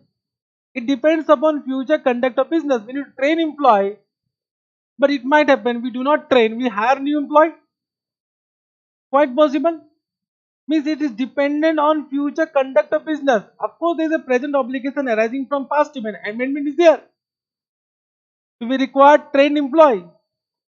But can I say outflow of resource may not be probable because it depends upon future conduct of business, and therefore India 37 says provision is not required. Provision is not required. Understood? Have you understood this point? So smile karo ji. Smile, smile. Your face is not smiling. You are understanding each and everything now. Don't compare with your CA inter understanding because I know what you have done. CA inter, I am teaching you right now as per CA final. Correct? Any doubt?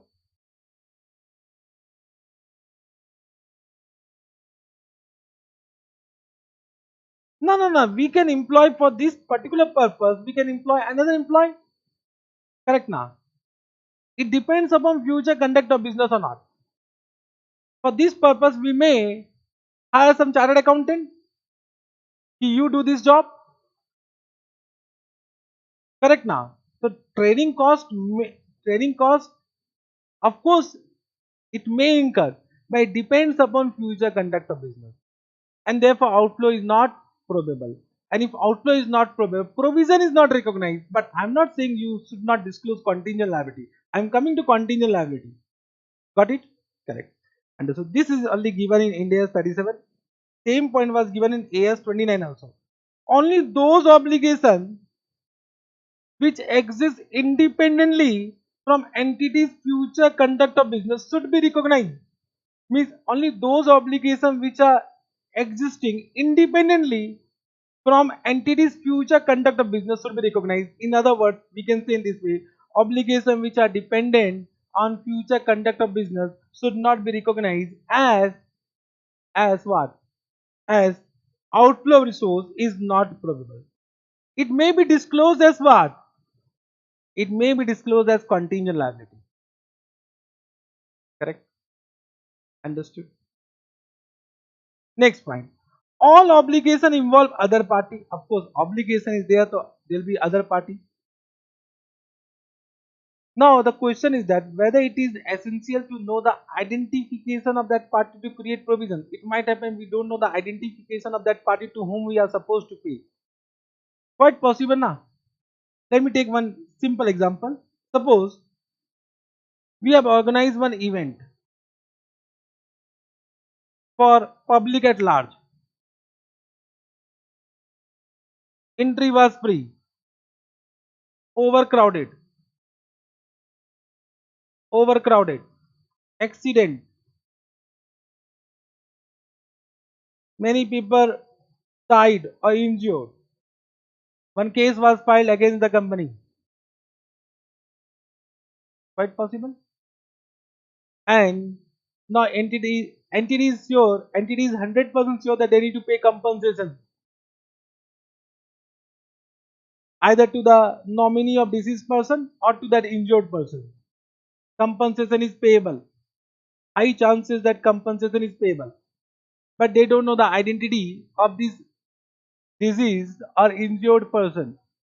Management decided not to create provision because they don't know the identification, they don't know the name, address, etc. of that person. So they are waiting for the case to be decided. Once the case will be decided, then we know the exact amount and exact person. Should they whether the management is correct? Not correct. Even though identification is not known, provision need to be created. One clarification given by India 37. Understood? One clarification was given. It is not essential to know the identity of other party for recognition of provision. Got it? Next point, point number F. Legal obligation arises. Legal obligation means right now I am discussing only about legal obligation, not constructive obligation. Legal obligation arises only when legislation means act are enacted. What is the meaning of enactment? When an act is enacted, when it is signed by President of India and it is notified in the official gazette of India, then it is enacted. However, signing by President is only a formality. Only a formality now. He will always sign. In India, President is only what? President. Correct? Okay. So legal obligation arises only when legislation are enacted or it is virtually what they have written? Or it is virtually certain or it is virtually certain that it will be enacted by the end of reporting period or it is virtually certain that it will be enacted. So virtually certainty was there on 31st March that it will be enacted. Understood? Then legal obligation should be considered for this chapter. So legal obligation arises only when act has been enacted or it is virtually certain. So what is the meaning of virtually certain? Virtually certain means chances are more than 95%. Virtually certain means near to certainty. Virtually certain chances are more than 95%. However, when an act is virtually certain, that is not defined under Ind AS. Means judgment is required as per the facts and circumstances. Are you getting? So we need to take our own judgment whether it is virtually certain or not. So can you say India, if the any bill has been passed in both the houses and president has not signed it, then it is virtually certain that it will be enacted. Can I say in this way? Understood. So can you say depends upon facts and circumstances. However, in exam they will not ask give you any situation. They will use this word virtually certain. They will use the term that act is not enacted, but it is virtually certain that it will be enacted. Correct. Then only provisions should be recognized. Means if I take one example, just try to understand. Apply your common sense. Everyone. Everyone just try to understand. Suppose this is our financial year 21-22 and this is our reporting period. During this year, we have polluted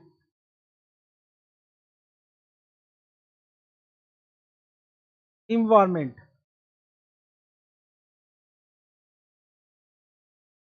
correct? We have polluted the environment. So there might be some act to clean the entire environment which has been polluted by your entity, or there might not be any act. Are you getting? Suppose there is one factory and factory is polluting the environment. It can be water pollution or whatever.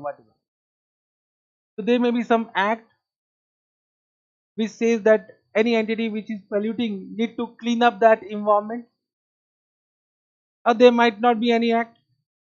So if I say on 31st March, act is already enacted.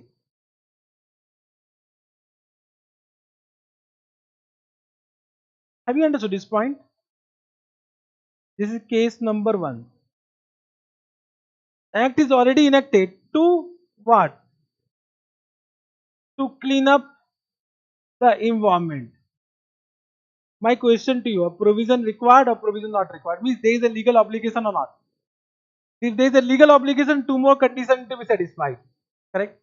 This is the first condition. There must be legal obligation. Legal obligation must be present obligation on balance sheet date. So is there any legal obligation? So can I say provision is required? Now I am assuming that both other conditions are satisfied. The second, third condition is satisfied. Let us assume. Correct? Understood? There is a present obligation and two more conditions are satisfied. Of course, in this case, if there is an act, outflow will be probable only. An estimation we can make. Provision is required.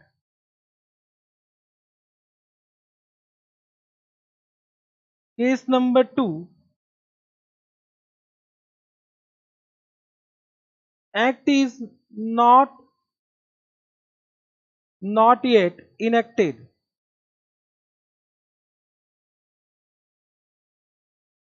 but it is virtually certain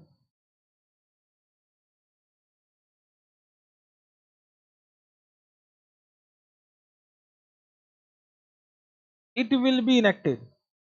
Understood? It will be enacted. Got it this point? Batao, whether provision required or not required. Provision required in this case also.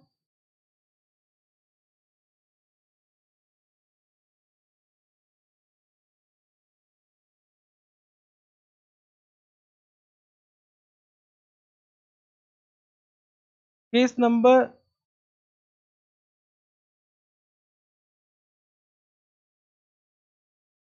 no act will be enacted.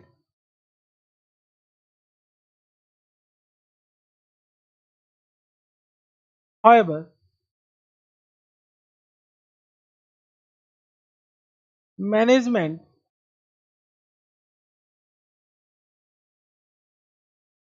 has a published policies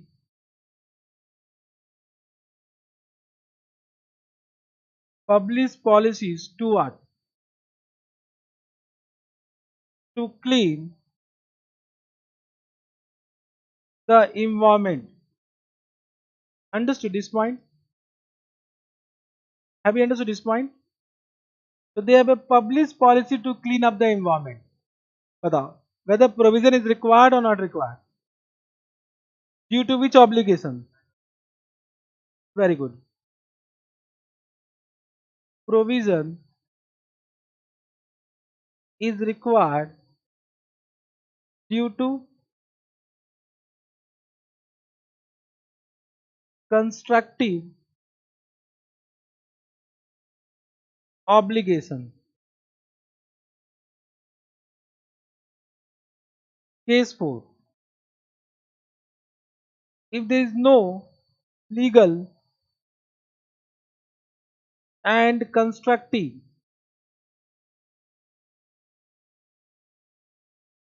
there is no legal or constructive obligation on 31st March. Batao, whether provision is required? No provision is required.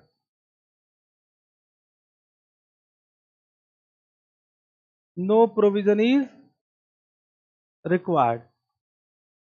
Understood all the four cases? This is very important point. I'm expecting a question on this. I'm expecting a question. I think the constructive obligation may be asked in exam for this part. Have you understood? So once you have understood the term, whatever question is given, you will be able to relate. The point is that whether you are understanding the terms or not. Understanding the terms or not. Got it?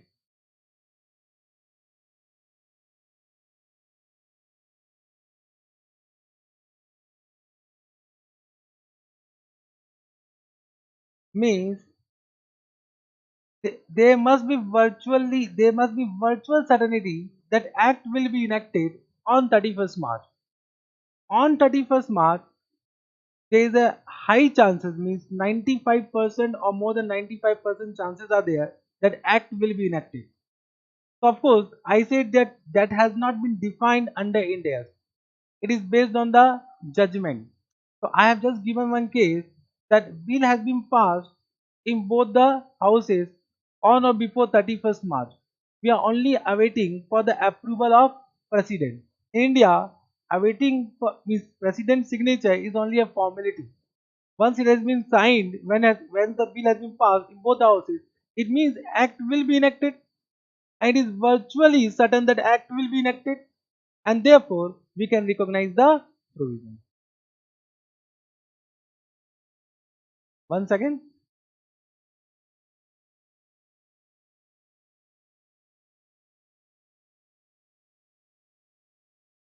that's why I'm saying on 31st March there should be virtual certainty. On 31st March there should be virtual certainty. Just try to understand. If we are saying in this way, on 31st March bill has been passed in only one house, but till now bill has not been passed in the second house. So right now it is not virtually certain.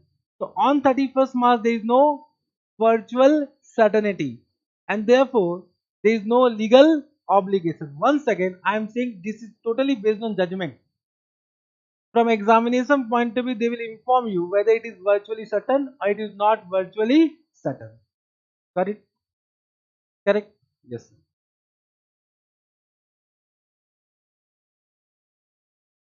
Got it. With this, all the points of provisions over. Any doubt in provision? So can I repeat once again? Okay.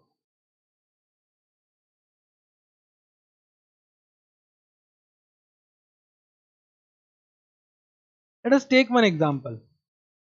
Actually, I forgot that example to say. I will take one example. You will say whether it is a liability or it is not a liability. Correct? Got it? Finish it. Whatever you have done till now in CA Inter, liability will come after share capital. So share capital is not liability. So equities are not liability. Equities are not liability, and therefore we mention equity and liability. Therefore we mention equity and liability. Correct? Now, first बताओ debenture. Whether debenture is a liability? Where debentures are liability? Yes, because you know, or you have applied a definition. You know, you are saying yes because you know, or you are applying the definition. You need to apply definition now, huh? And then yes. Correct? So what I am saying, yes, there is a present obligation arising from past time. Once debenture is issued, there is an obligation to pay, which will be settled through outflow of resource only. Means it is redeemable in cash. Redeemable in cash. Second example. Redeemable preference share capital. Redeemable preference share capital is an equity or liability? Redeemable preference share capital, equity or liability? Right now, once again, you are not applying definition. Once again, shh. Now you are in CA final. Don't answer as per CA inter. I said apply definition. Apply definition means apply it. CA inter is past tense, huh? Now we are thinking about CA final. 1 second, I'm asking. Redeemable preference share capital is an equity liability as per this definition. As per this definition, liability or equity?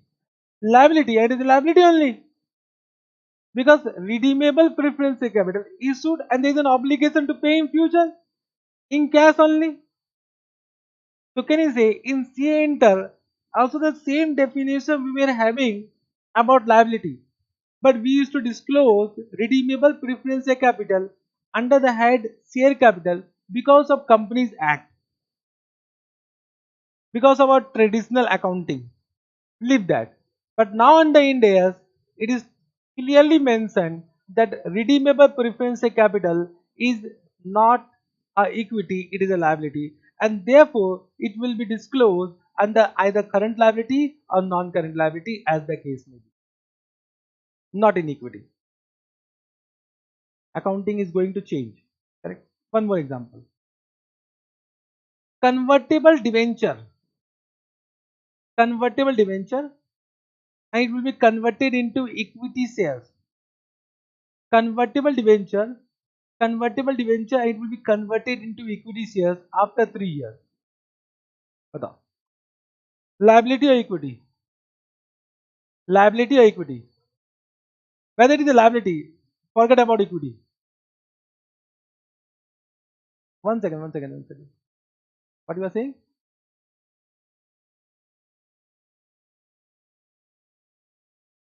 Either you have done Ind AS accounting or you are dealing with such clients. Therefore, you are asking this question. You have previously done Ind AS? Huh? Or you have done or you have read somewhere? I think so. Because this doubt will not come in the first class. Correct. So please don't ask me. Abhi, we are into very basic. With entire syllabus is left. I can't teach. I can't say everything in the first class. I need to limit myself as per your understanding. Correct. Correct. You are correct, but I will ignore it right now. So what I am saying, convertible debentures. Suppose it is convertible into equity shares after 3 years. So as per the definition, it is equity or liability. That is my question. Equity or liability? It is not a liability. Correct. So I hope you have understood the liability definition, whatever you used to apply in CA Inter is going to change. Means now you are applying the definition, and convertible debenture, if it is converted into equity share, there is no outflow of resource. There is no outflow of resource. So here resource means asset. Any asset. It can be cash or any other asset. It can be cash or any other asset. Understood? Got it? Got it? However, convertible debenture, there are many things to be discussed. All things will be discussed when we come to financial instrument chapter. Right now, I will not discuss everything about convertible debenture because he has asked me. I have deferred it. I have deferred it. The topic I have deferred. Correct. Any more doubt? Any more doubt? When you are asking doubt means you are understanding. When you are not asking doubt means you are only listening. Any doubt? Can we take a break? Yes. We'll take a break of how many minutes? 10 minutes. I'll start immediately after 10 minutes whether you are coming or you are not coming. 10-minute break.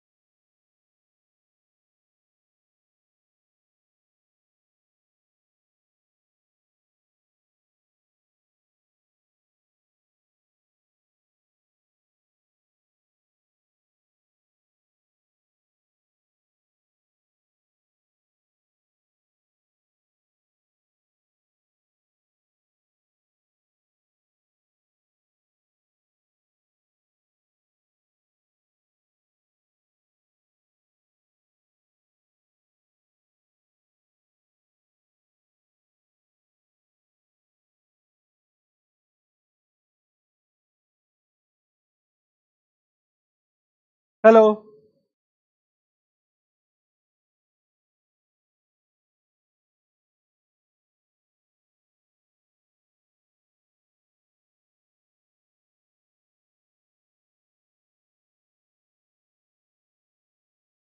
Sure.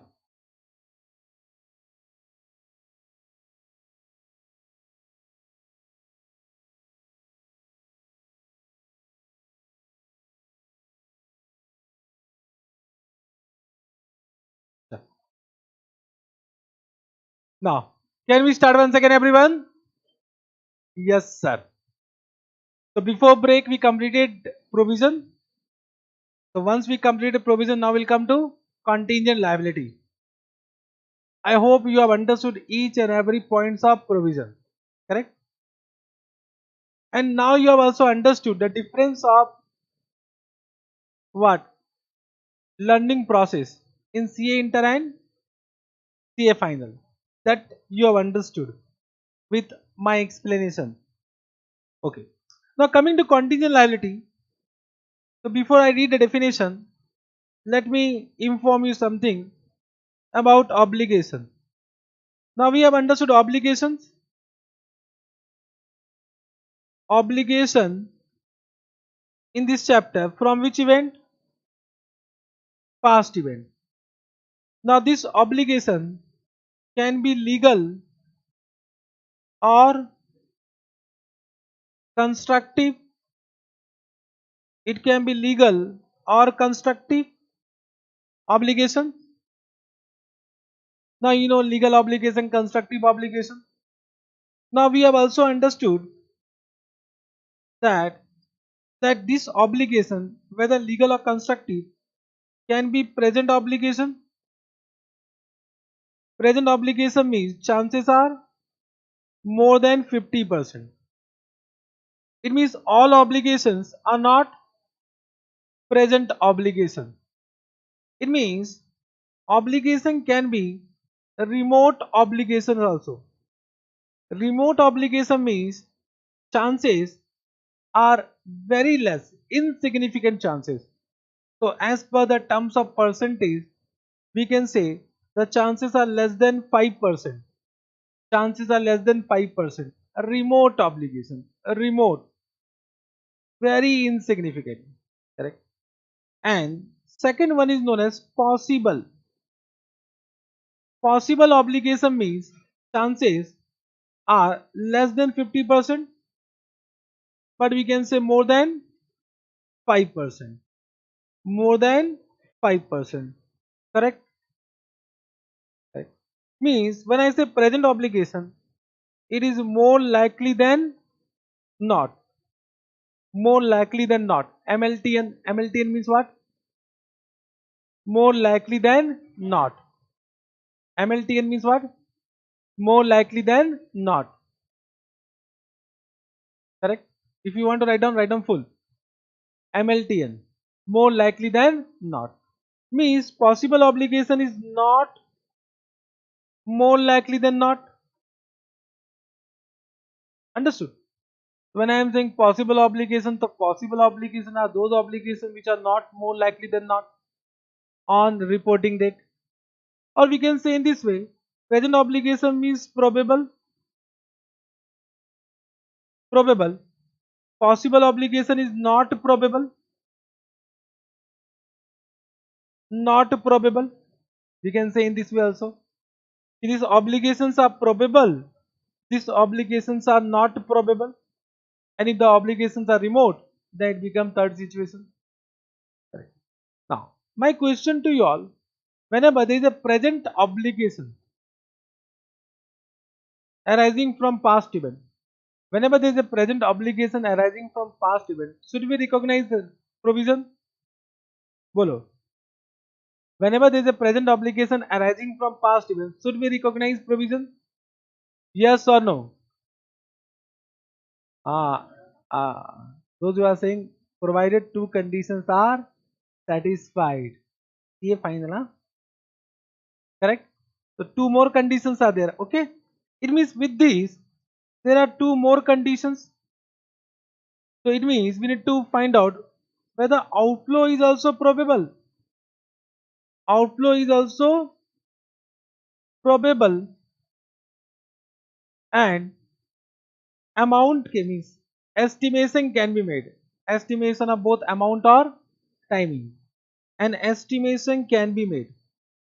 From examination point of view now, if a question is silent about estimation, always assume estimation can be made. Because 90% they will not give anything about estimation. So whenever question is silent, always assume estimation can be made.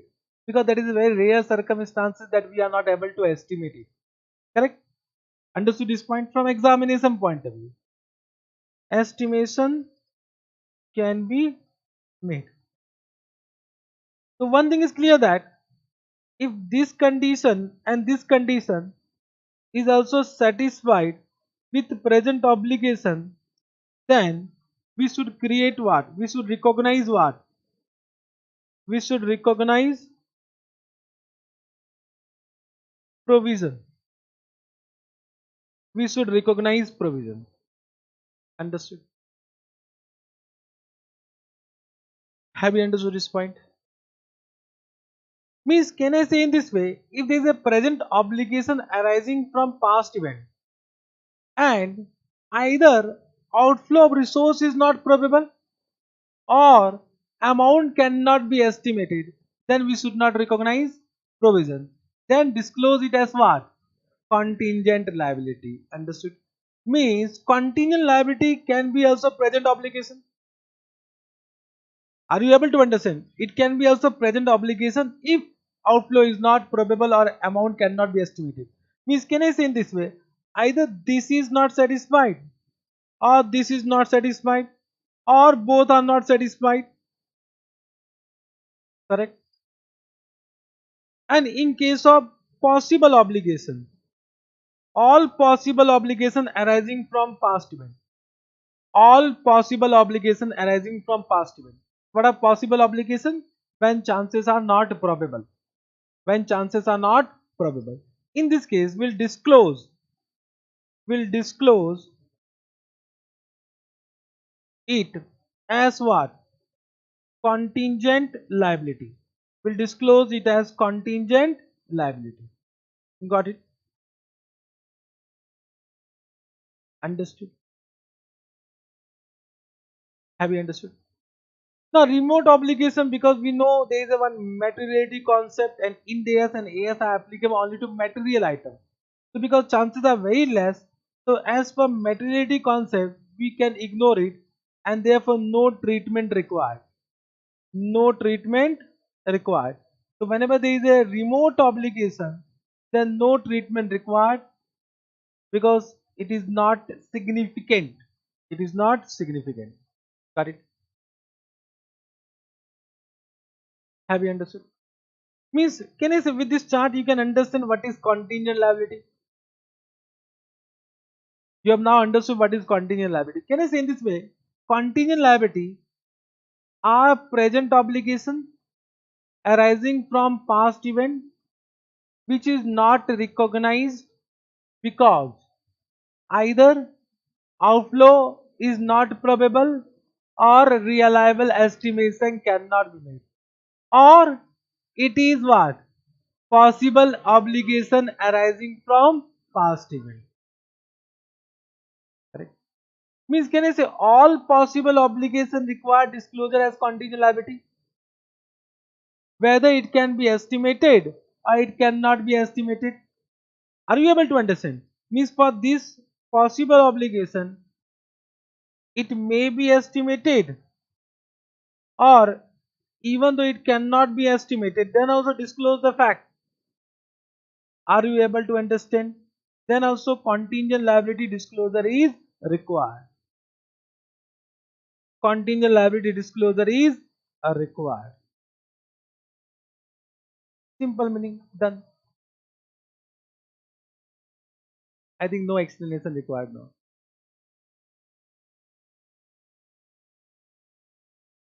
Only the facts without estimation, and write down we are nalak, we are not able to estimate. Only this much. Correct? You need to write down the fact that we have an obligation but we are unable to measure it. Disclosure. We are not recognizing, we are disclosing it.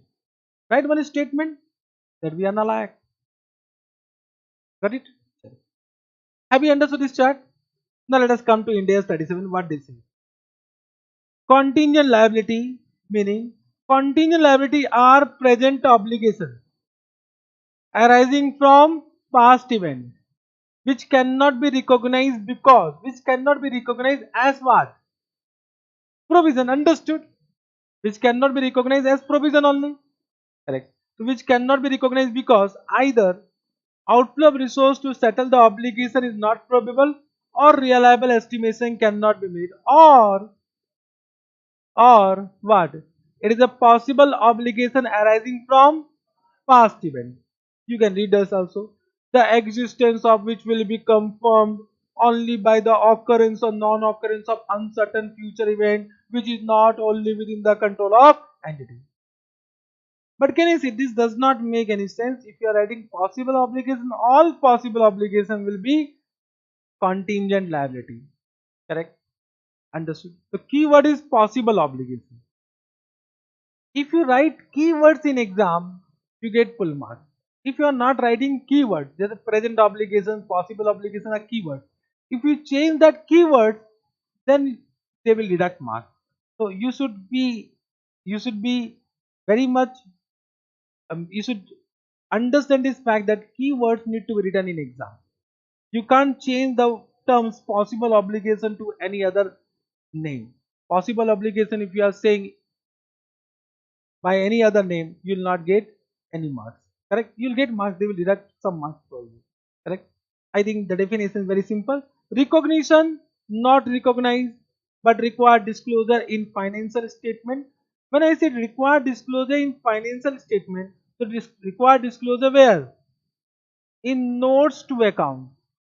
In notes to account. So when I say financial statement, so notes to account is a part. Notes to account is one of the part of financial statement. So all disclosure are given in notes to account. When I say disclosure is required in financial statement, so it means it is required in notes to account. Unless outflow of resource is remote. Unless outflow of resource is remote. Means, can I say, just try to understand? It means, can I say, if outflow is probable, then disclose.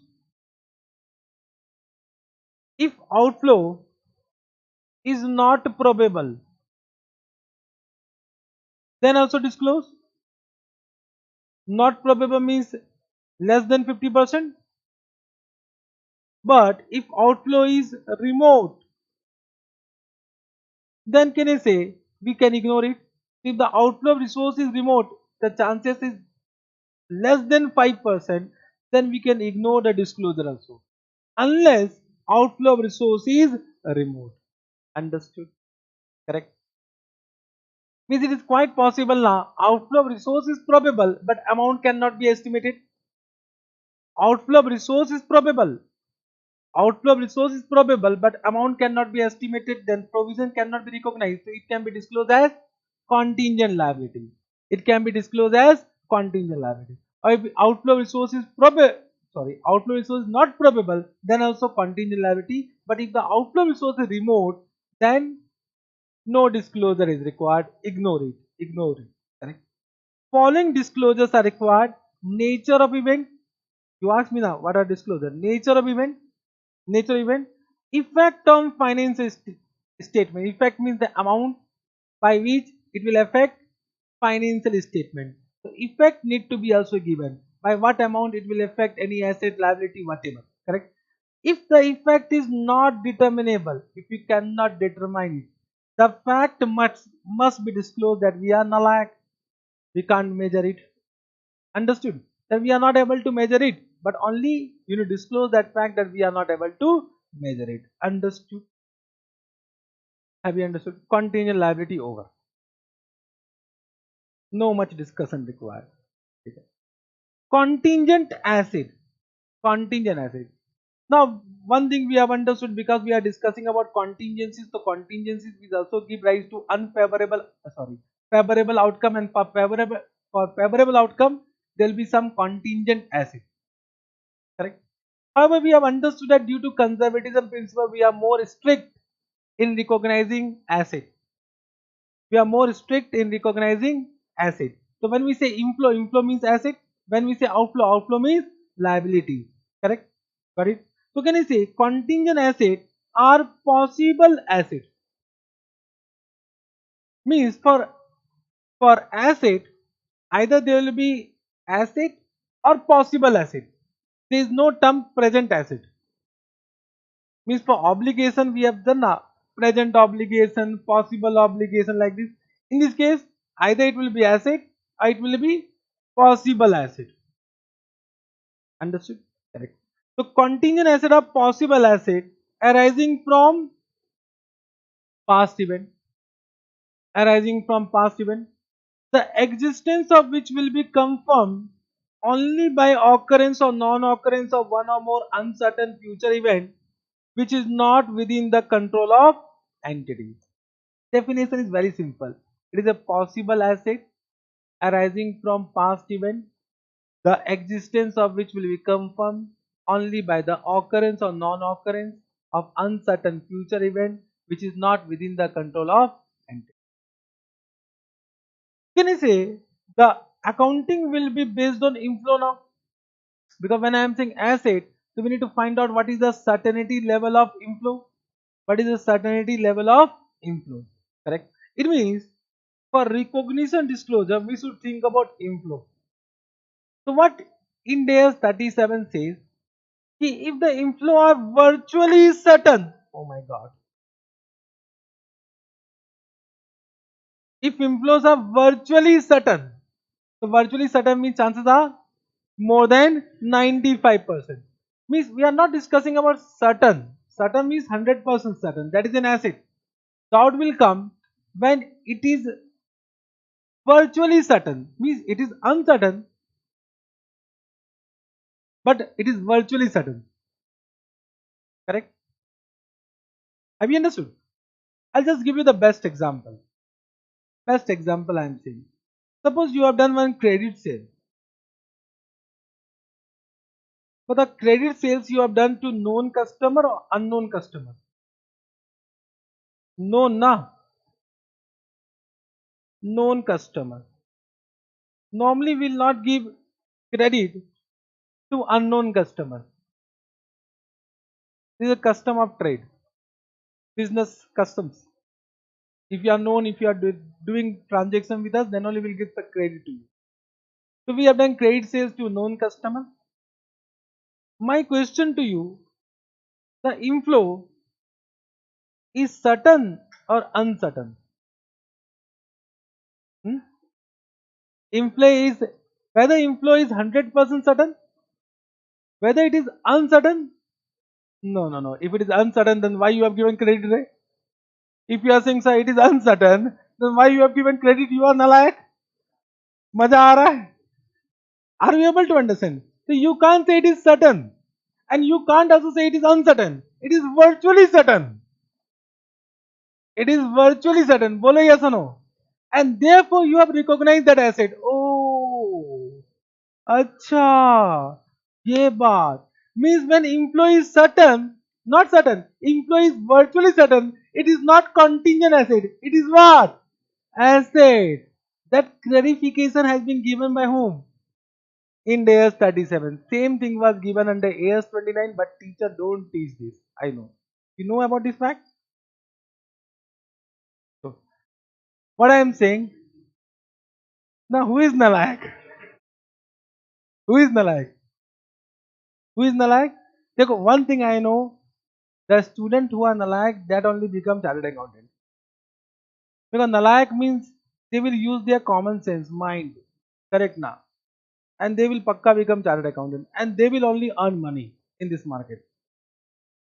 I have seen a lot of chartered accountant who struggle in earning good amount of remuneration, and that I consider they are not nalayak. Understood now? They will struggle every moment to earn a single amount of money. They will not apply their common sense, smart work. They are not doing smart work.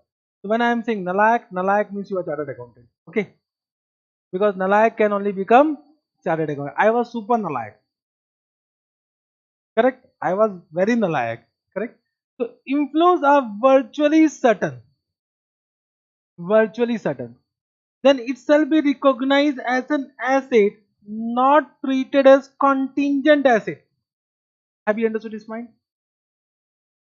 Have you understood this point? Can you say 1 second? Virtually certain is not defined. This will depend upon facts and circumstances. Judgment need to be applied. When I am saying judgment, judgment based on management. Who will give their judgment? Management. You need to ask management what is the chances of this inflow, and based on that judgment, you will pass journal entry. Have you understood this point? So virtually certain, it shall be recognized as an asset. It is not a contingent asset. When inflows are probable, probable means now chances are more than 50%, but not more than 95% in this case. Correct? Then now it is not an asset. Asset will not be recognized. Asset will not be recognized. It will be considered as contingent asset. It will be considered as contingent asset, and contingent asset require disclosure. The contingent asset require disclosure. As per AS29, we used to disclose where? In report of approving authority, director's report, Mahabakwas thing. The director's report are not a part of financial statement. AS is applied where? In financial statement. In director's report, you can disclose anything. अरे बोल ना रे, you can disclose anything ना, because directors report are not a part of financial statement. I don't understand why in AS29 it is given that contingent asset required disclosure in directors report. Directors report is not a part of financial statement. AS and Ind AS is applicable for financial statement, not directors report, and it is given under Ind AS 37 that it required disclosure in financial statement, not in director's report. In financial statement means in notes to account. Correct? One difference. This become one difference. Two difference we have done. Constructive obligation and this. Disclose it in financial statement, notes to account. Understood? Second difference. Then if it is not probable means chances are less than 50%. Then in this case, no treatment means, can I say, for asset we are more strict, for inflow we are more strict. Understood? Correct. Now if I compare inflow and outflow for your better understanding, can I say when outflow is 100% certain, liability? When inflow is 100% certain, asset? When it is more than 95% virtually certain, it become virtually now. But can I say for for provision they have not used the word virtually certain, because it is automatically covered when provision is required. When we are recognizing provision, so automatically we are recognizing liability only. Correct now. So can I say even though it is more than 95% provision means liability only. So we can say liability also. Provisions are part of liability only. Provisions are part of liability. Correct? Understood. But in this case, asset virtually certain. Now, when I am saying more than 50% but less than 95%, in this case, provision means liability. But in this case, it will be contingent asset, not asset. Correct? When I am saying less than 50% means not probable.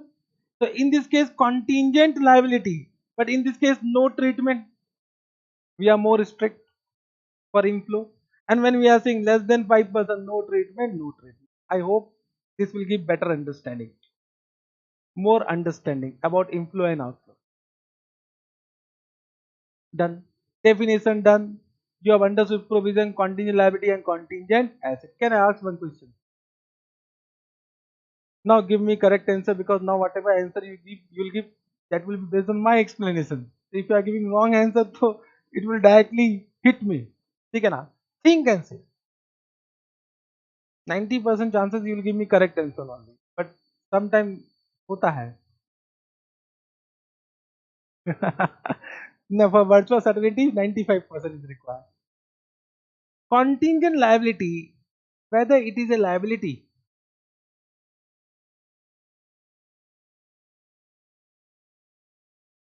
Suppose you went to interview and they ask this question, you'll do like this.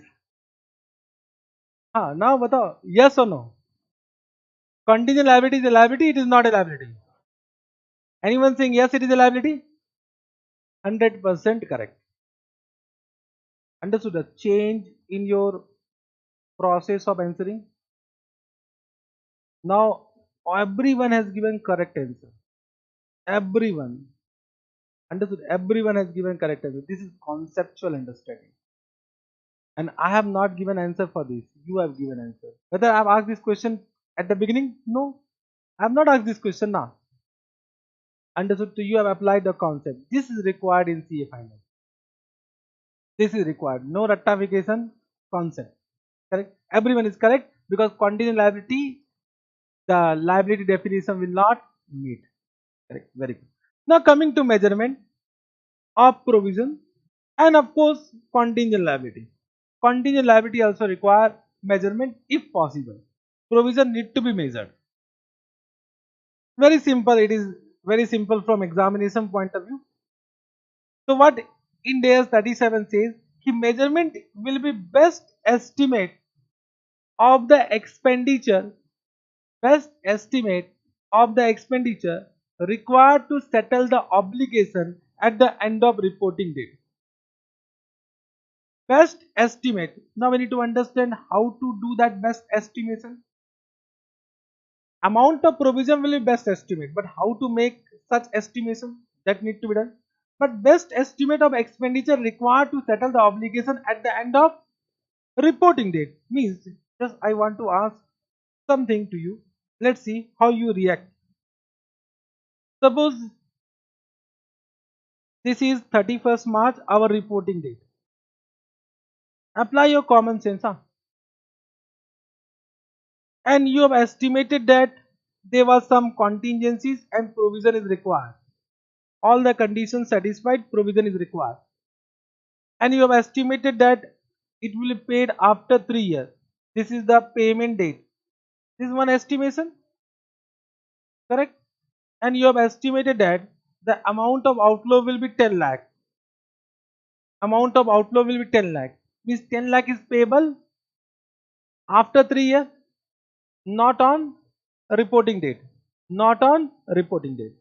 Have you understood this example? Now let us read once again what is given. Best estimate of expenditure required to settle the obligation at the end of reporting date. At the end of reporting date. My question to you all, apply your common sense. By what amount provision should be recognized? Who is saying present value? You have also said 100% correct. 100% correct. Means provision will be present value of 10 lakh. Very good. Excellent. Excellent. Now, slowly, you are becoming CA final student. You are applying your common sense. Correct.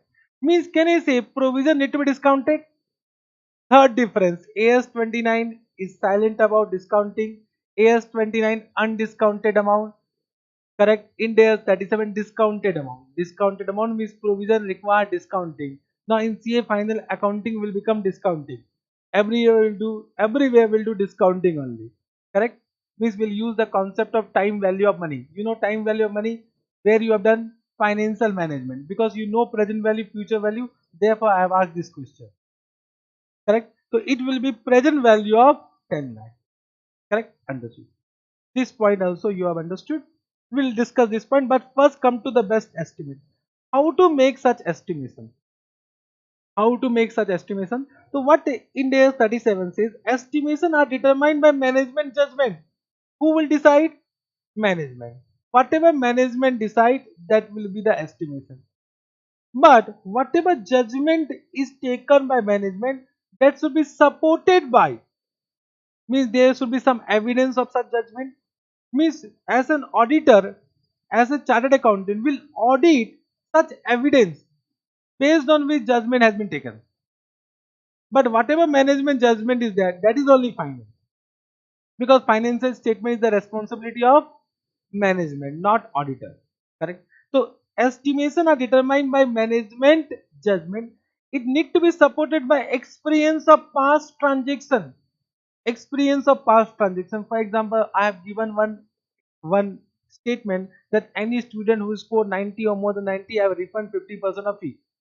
So I will just look into my past batches, see what was the percentage of student who scored 90 or more than 90%, and based on that percentage I will do some estimation for current batches or future batches.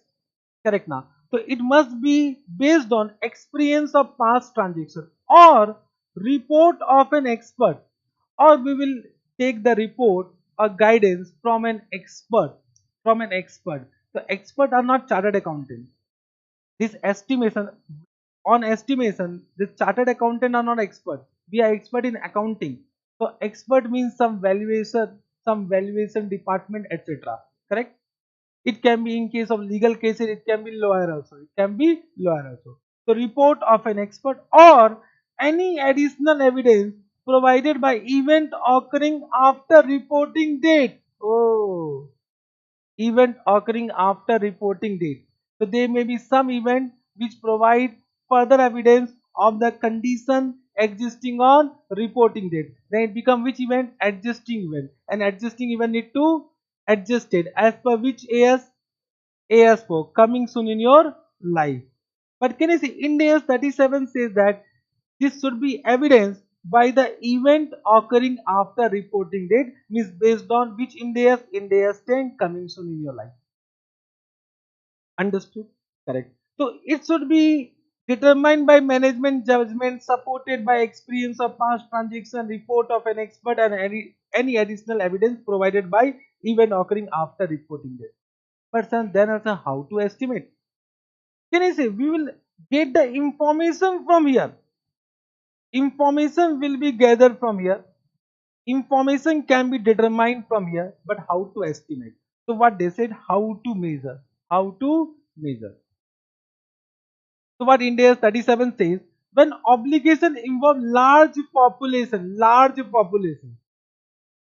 correct? Large population, not this population, correct? Means they are large item in a single circumstance. Let me take one simple example, you will be able to understand. Correct. Suppose during the year you have done sales with what? Warranty. You know warranty? Correct. And warranty is given for how many years? Let us assume 2 years. 2 years. Understood?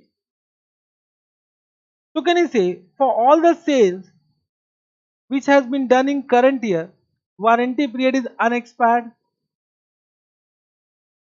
because warranty period is 2 years.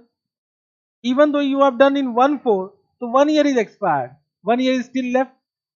So can you see there are many sale which has been taken place. There are many customer, not one customer. There are many customers, correct? So it become large population, large population. Understood? Large population. Have you understood what I want to say? Now, can you see it is practically impossible to determine provision for each sale. Practically impossible. Item by item, so we will not be able to do. It will take a lot of time. It will take a lot of time. Therefore, in this case, provision will be created by taking all the population into consideration. Correct? So, in this case, there is a large population. Correct. Now, based on past transaction or based on report of an expert, we'll have some information. We'll have some information. For example, based on past year. Suppose based on past year. Based on past year. 60% 60% of customer will have no defect. Understood? These are the experience of past transactions. Right? 30% customer will come with minor defect,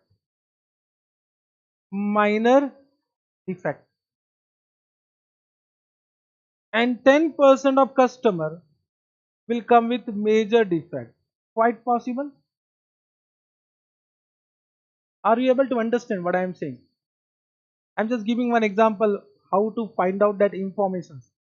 This all information will be given in question. Practically you need to find out now. Correct. And suppose now the sale is suppose 1 lakh units in the current year. So based on this percentage, you can find out it becomes 60,000, it becomes 30,000, it becomes 10,000. Now, because there is no defect, so expenditure is nil, that we need to estimate. Correct. And minor defect, let us assume as per the management judgment or expert report, whatever, the amount of minor defect, expenditure for minor defect is rupees 100. Let us assume. Correct. And expenditure for major defect on an average it is 500. Let us assume. Correct. It means now what you will do? This becomes 0. This become how much? How much? It is 30 lakh. 30 lakh na. And this become how much? It is 5 lakh na. Or 50 lakh. 50 lakh. 50 lakh. So total amount of provision become how much? 80 lakh. Understood? Have you understood this point? Total amount of provision become 80 lakh. Means can I say we have applied some weighted average based on possible outcome. Means we need to find out possible outcome and apply what? Weighted average on this. Whenever obligation involve large population, determine expected value of obligation. So what India 37 says, this is the expected value of obligation. This 80 lakh is expected value of obligation. Expected value of obligation. Correct. And that is nothing but weighted average of all possible outcome. Can you see from examination point? Don't worry, all possible outcome will be given. When you apply weighted average, you are champion. Very simple now. Very simple. So weighted average of all possible outcome means from examination point of view, they will provide you possible outcome. Practically, we need to find out that possible outcome also. Understood? Yes, sir. Right. So when obligation involve large population, you understood. But when there is a single obligation only, single obligation with two possible outcomes,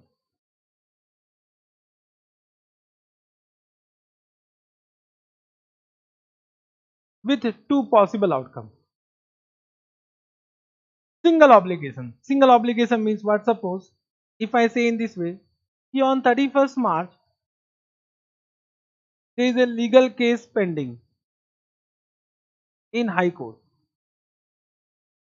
It is single obligation. Single obligation. Correct now. One case is pending. There is no large population. Understood? I hope you are understanding the example. Now, you have taken the help of expert. You have taken the help of expert. Let us say the legal advisor, lawyer. Now, as per his opinion, I am just giving you two cases. Case 1, case 2. Case 1 what he says? Case 1 what he says? Is 60% chances of loss. Yeah, win. Sorry.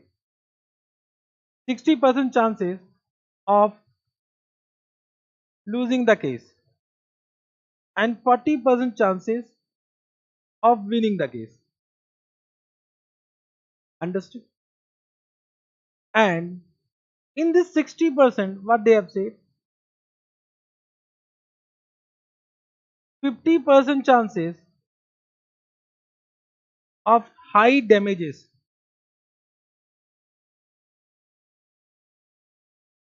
and 10% chances of low damages. Understood? High damages, suppose the amount estimated is 20 lakh. Amount estimated is 20 lakh. But what lawyer says that if certain point is justified, then it might happen we need to pay low compensation or low damages, then amount will be only 5 lakh. Understood? So you can see this case, this is one type of outcome I have provided. So in this case outcome 50% 20 lakh, 10% 5 lakh, 40% 0, 40% 0. So you can see here three possible outcomes are there. Three possible outcomes are there. Are you getting what I am? Three possible outcomes. But there is a single obligation. Obligation is single. Or the information can be provided in this way. Just try to understand. Is 70% high damages, 30% low damages. This is 20 lakh. This is 5 lakh. Quite possible. Information can be also provided in this way. Are you able to understand what I am saying? अरे बोलना या सुनो. Now, in the second case, because there are only two possible outcomes, whenever there are two possible outcomes, we never do average. For two items, we never do average. So, in that case, what Ind AS 37 says, don't do average. Don't do average.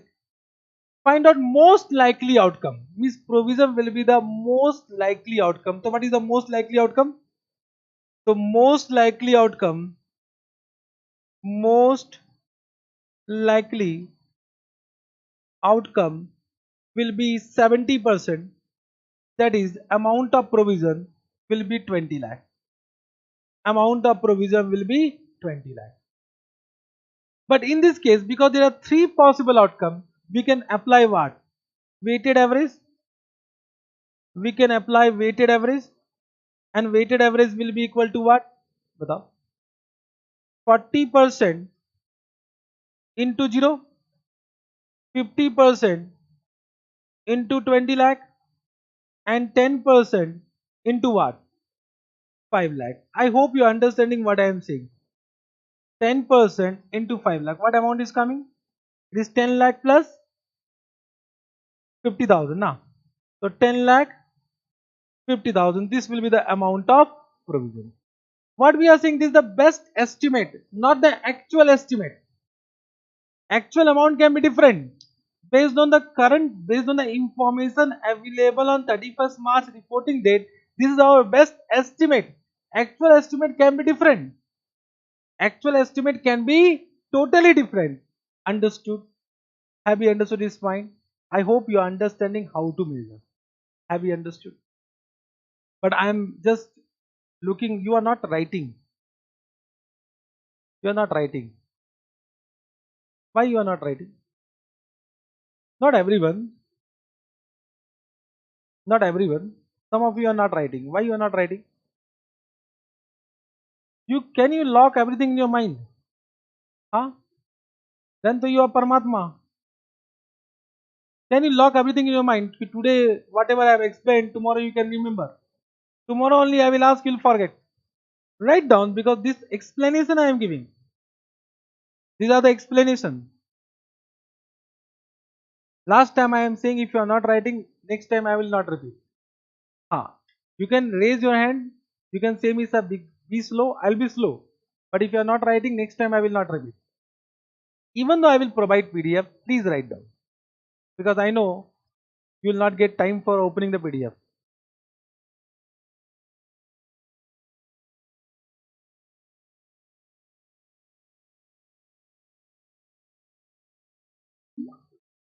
Write down, same question have been asked in exam. Sales warranty, na same question is an examination question. I am teaching from examination point of view also, na. अरे बोलना रे. So whatever example I am taking, that is exam questions only. The warranty wala question have been asked in recent exam only. Simple question, simple. But if you forget, you will not be able to do.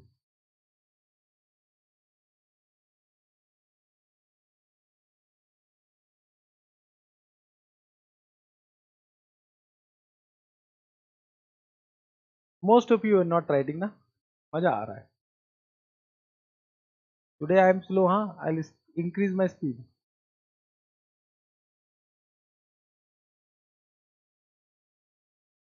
Any doubt?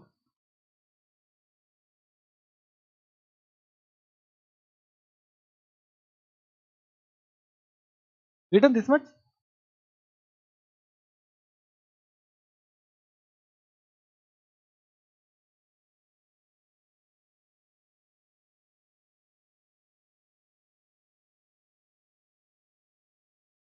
Second example, legal case, High Court, expert opinion, case 1, case 2.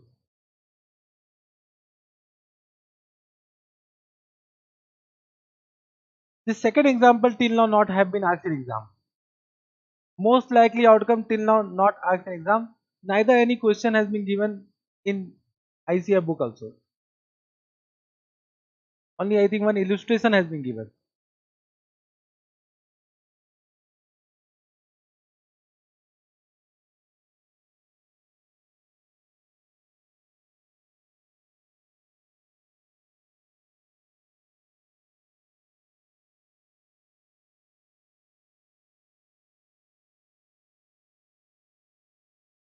You can see in case of most likely outcome, I have not done 70% of 20 lakh. Provision amount is 20 lakh only. Provision amount is 20 lakh. It is not 70% 20 lakh. Write properly.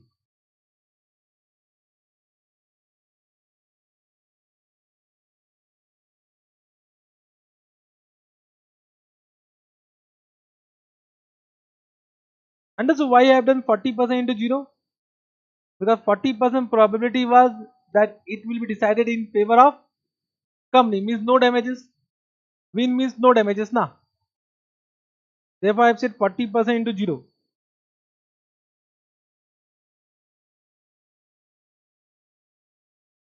You see this question also have been given ICS study material. This weighted average. Most likely outcome, no question has been given in ICS study material. Same question have been asked in CA Inter also. CA Inter also 2 times same question have been asked. For weighted average, not for most likely outcome. Have you done this part in CA Inter? But CA Inter also in exam question have been asked.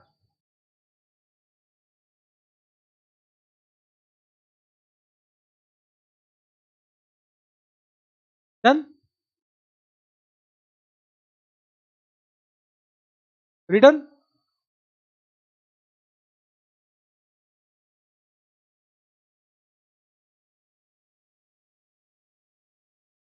Chal. Next time I will not ask you to write, okay? Because very vast syllabus. FR is one subject which is actually, if you see the other subject, two subject if you combine, FR become one subject. As per the content of syllabus. As per the content. It is really very vast. Every day you will find that so much of learning is going on. I am teaching you so many things. This is the first class, okay. But dire, one class you will think I have done so many things. And everything will be new. Got it. This also done. How to measure, have you understood? But when I was measuring it, nobody asked me about discounting. So can I say, when I am saying provision, so this provision is not 80 lakh. Provision will be discounted amount of 80 lakh. That is clear?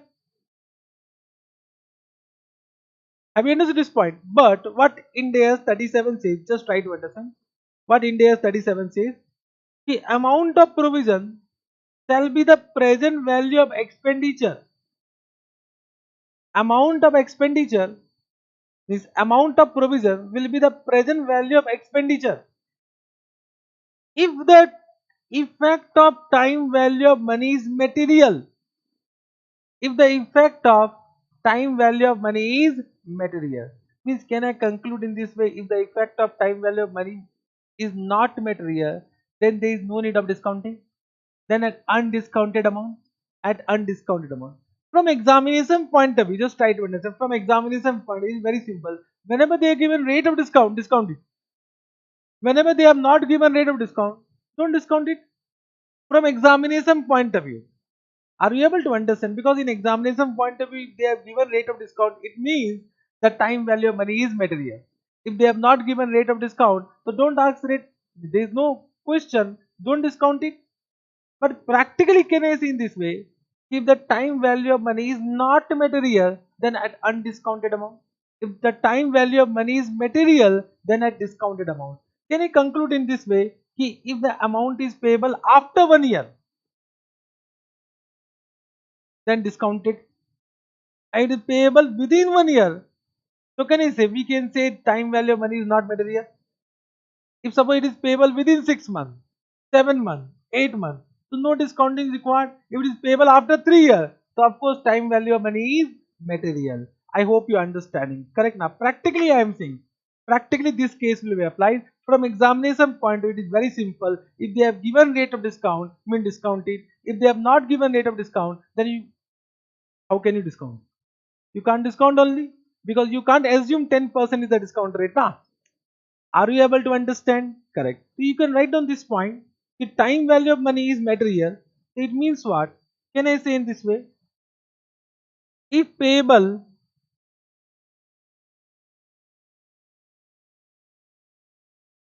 after 1 year from reporting date, payable after 1 year from reporting date, then discounted amount,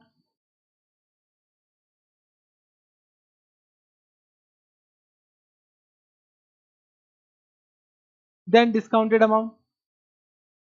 If payable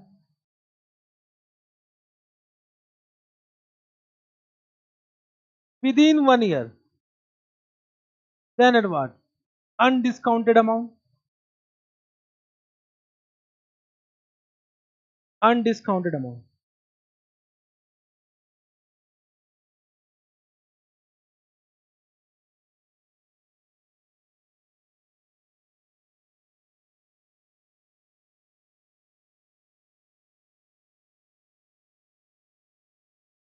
undiscounted amount. Correct? Correct? This is one question, very good question given. Check correct. You have question bank? You have question bank?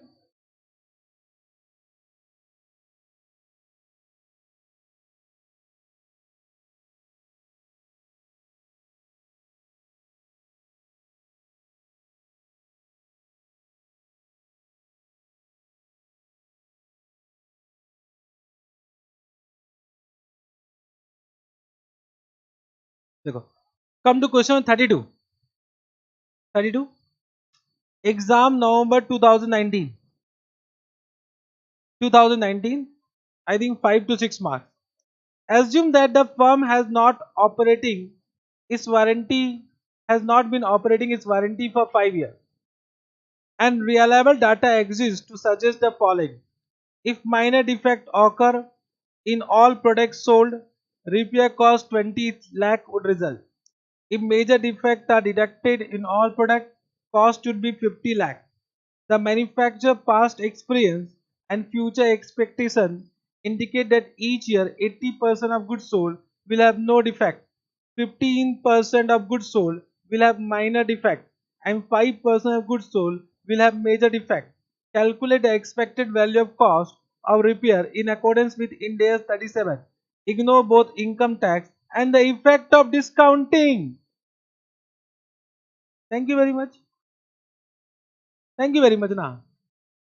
But a super easy question. This is question. What do you think? Whether this question should be asked? Yes, yes. Should be asked. Should be asked. Huh? But can I say super easy or not? Super easy. But then also we are not able to get good marks. हाँ देखते चलो Whatever question I will do now, that will be easy only. Means whenever you want to see easy question, refer examination question. And whenever you want to do complicated question, then do that question what happened, what till now has not been asked by institute. That will be a difficult question.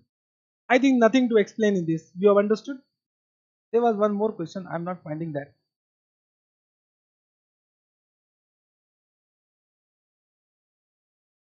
Sorry.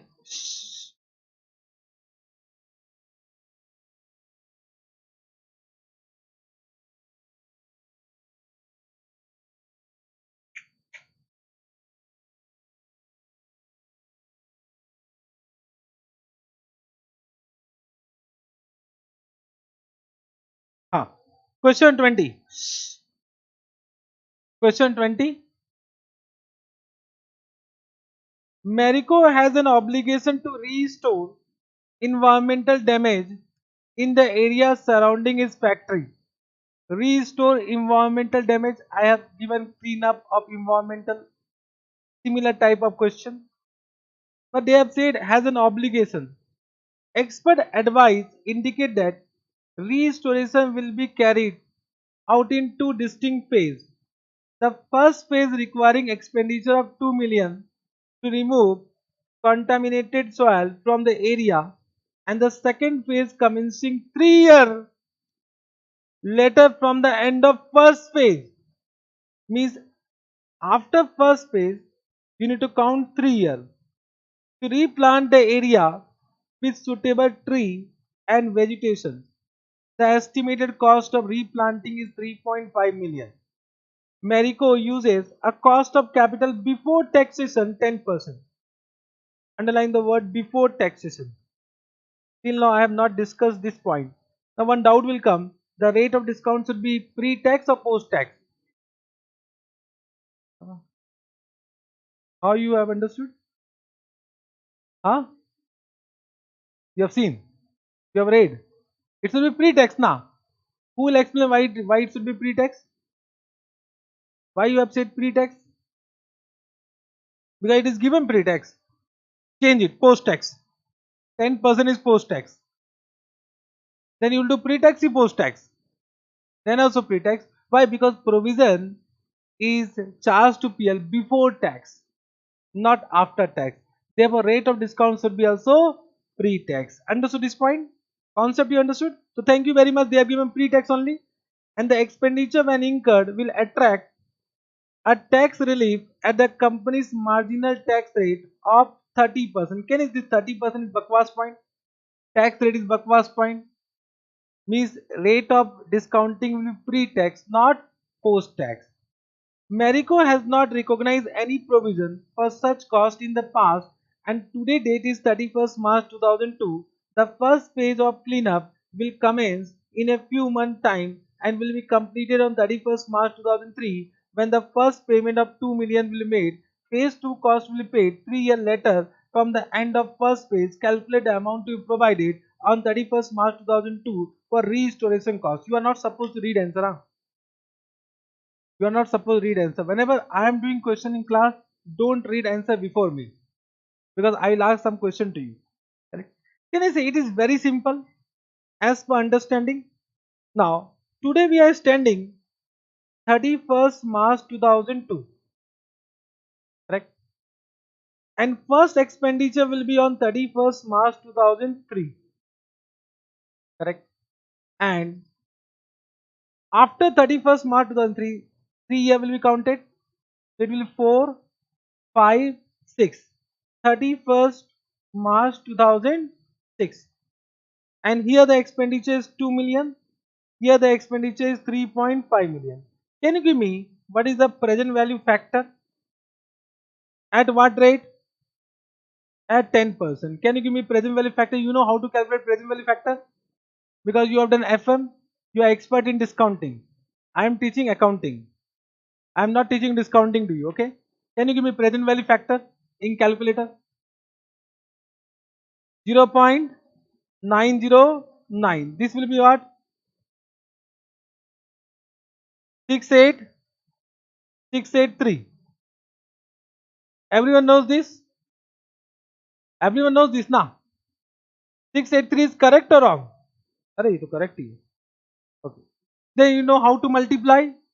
Multiply. Then you know how to add. Add it. This will be the amount of provision. Super easy question. But reading the question carefully. In exams, same question will come. You will not read the question carefully. 3 year will become 2 year. 2 year will become 1 year, and everything will be done wrong. It will be questions are easy, but in exam what happened? You have with so much pressure. So much pressure. I don't know why. And because of that pressure, we don't read the information carefully, and eventually we do some mistake. Eventually we do some mistake. Understood? So I've just done two questions to inform you that even though I'm not reading the question, all questions by after my explanation will be easy. After my explanation will be easy. You are only supposed to read it. So even though I'm not taking any question, it means you can do all the questions. You can do all the questions. Plus only 3 points I will read. Note number 1, provisions should be measured before tax. You understood? Discount rate should be pre-tax. You understood? Correct? Gain from expected sale of asset shall not be taken into account for measurement of provision. This have you understood? Point number 4. Gain from expected sale of asset shall not be taken into account for measurement of provision. This I will discuss tomorrow. Correct? Tomorrow we'll complete this chapter. We'll start, if possible, we'll start another chapter also. 1 minute, 1 minute, 1 minute. Everyone, till I say thank you, don't stand up. Till I say thank you, no one will stand. Arey, thank you speech need to give, na? Thank you speech also I will give, huh? So no one is supposed to stand. Okay? Now, but because today you have already stand up, so I will not give thank you speech. Thank you very much. We'll meet tomorrow. Till then, bye bye. Take care. Enjoy your remaining day. Bye bye.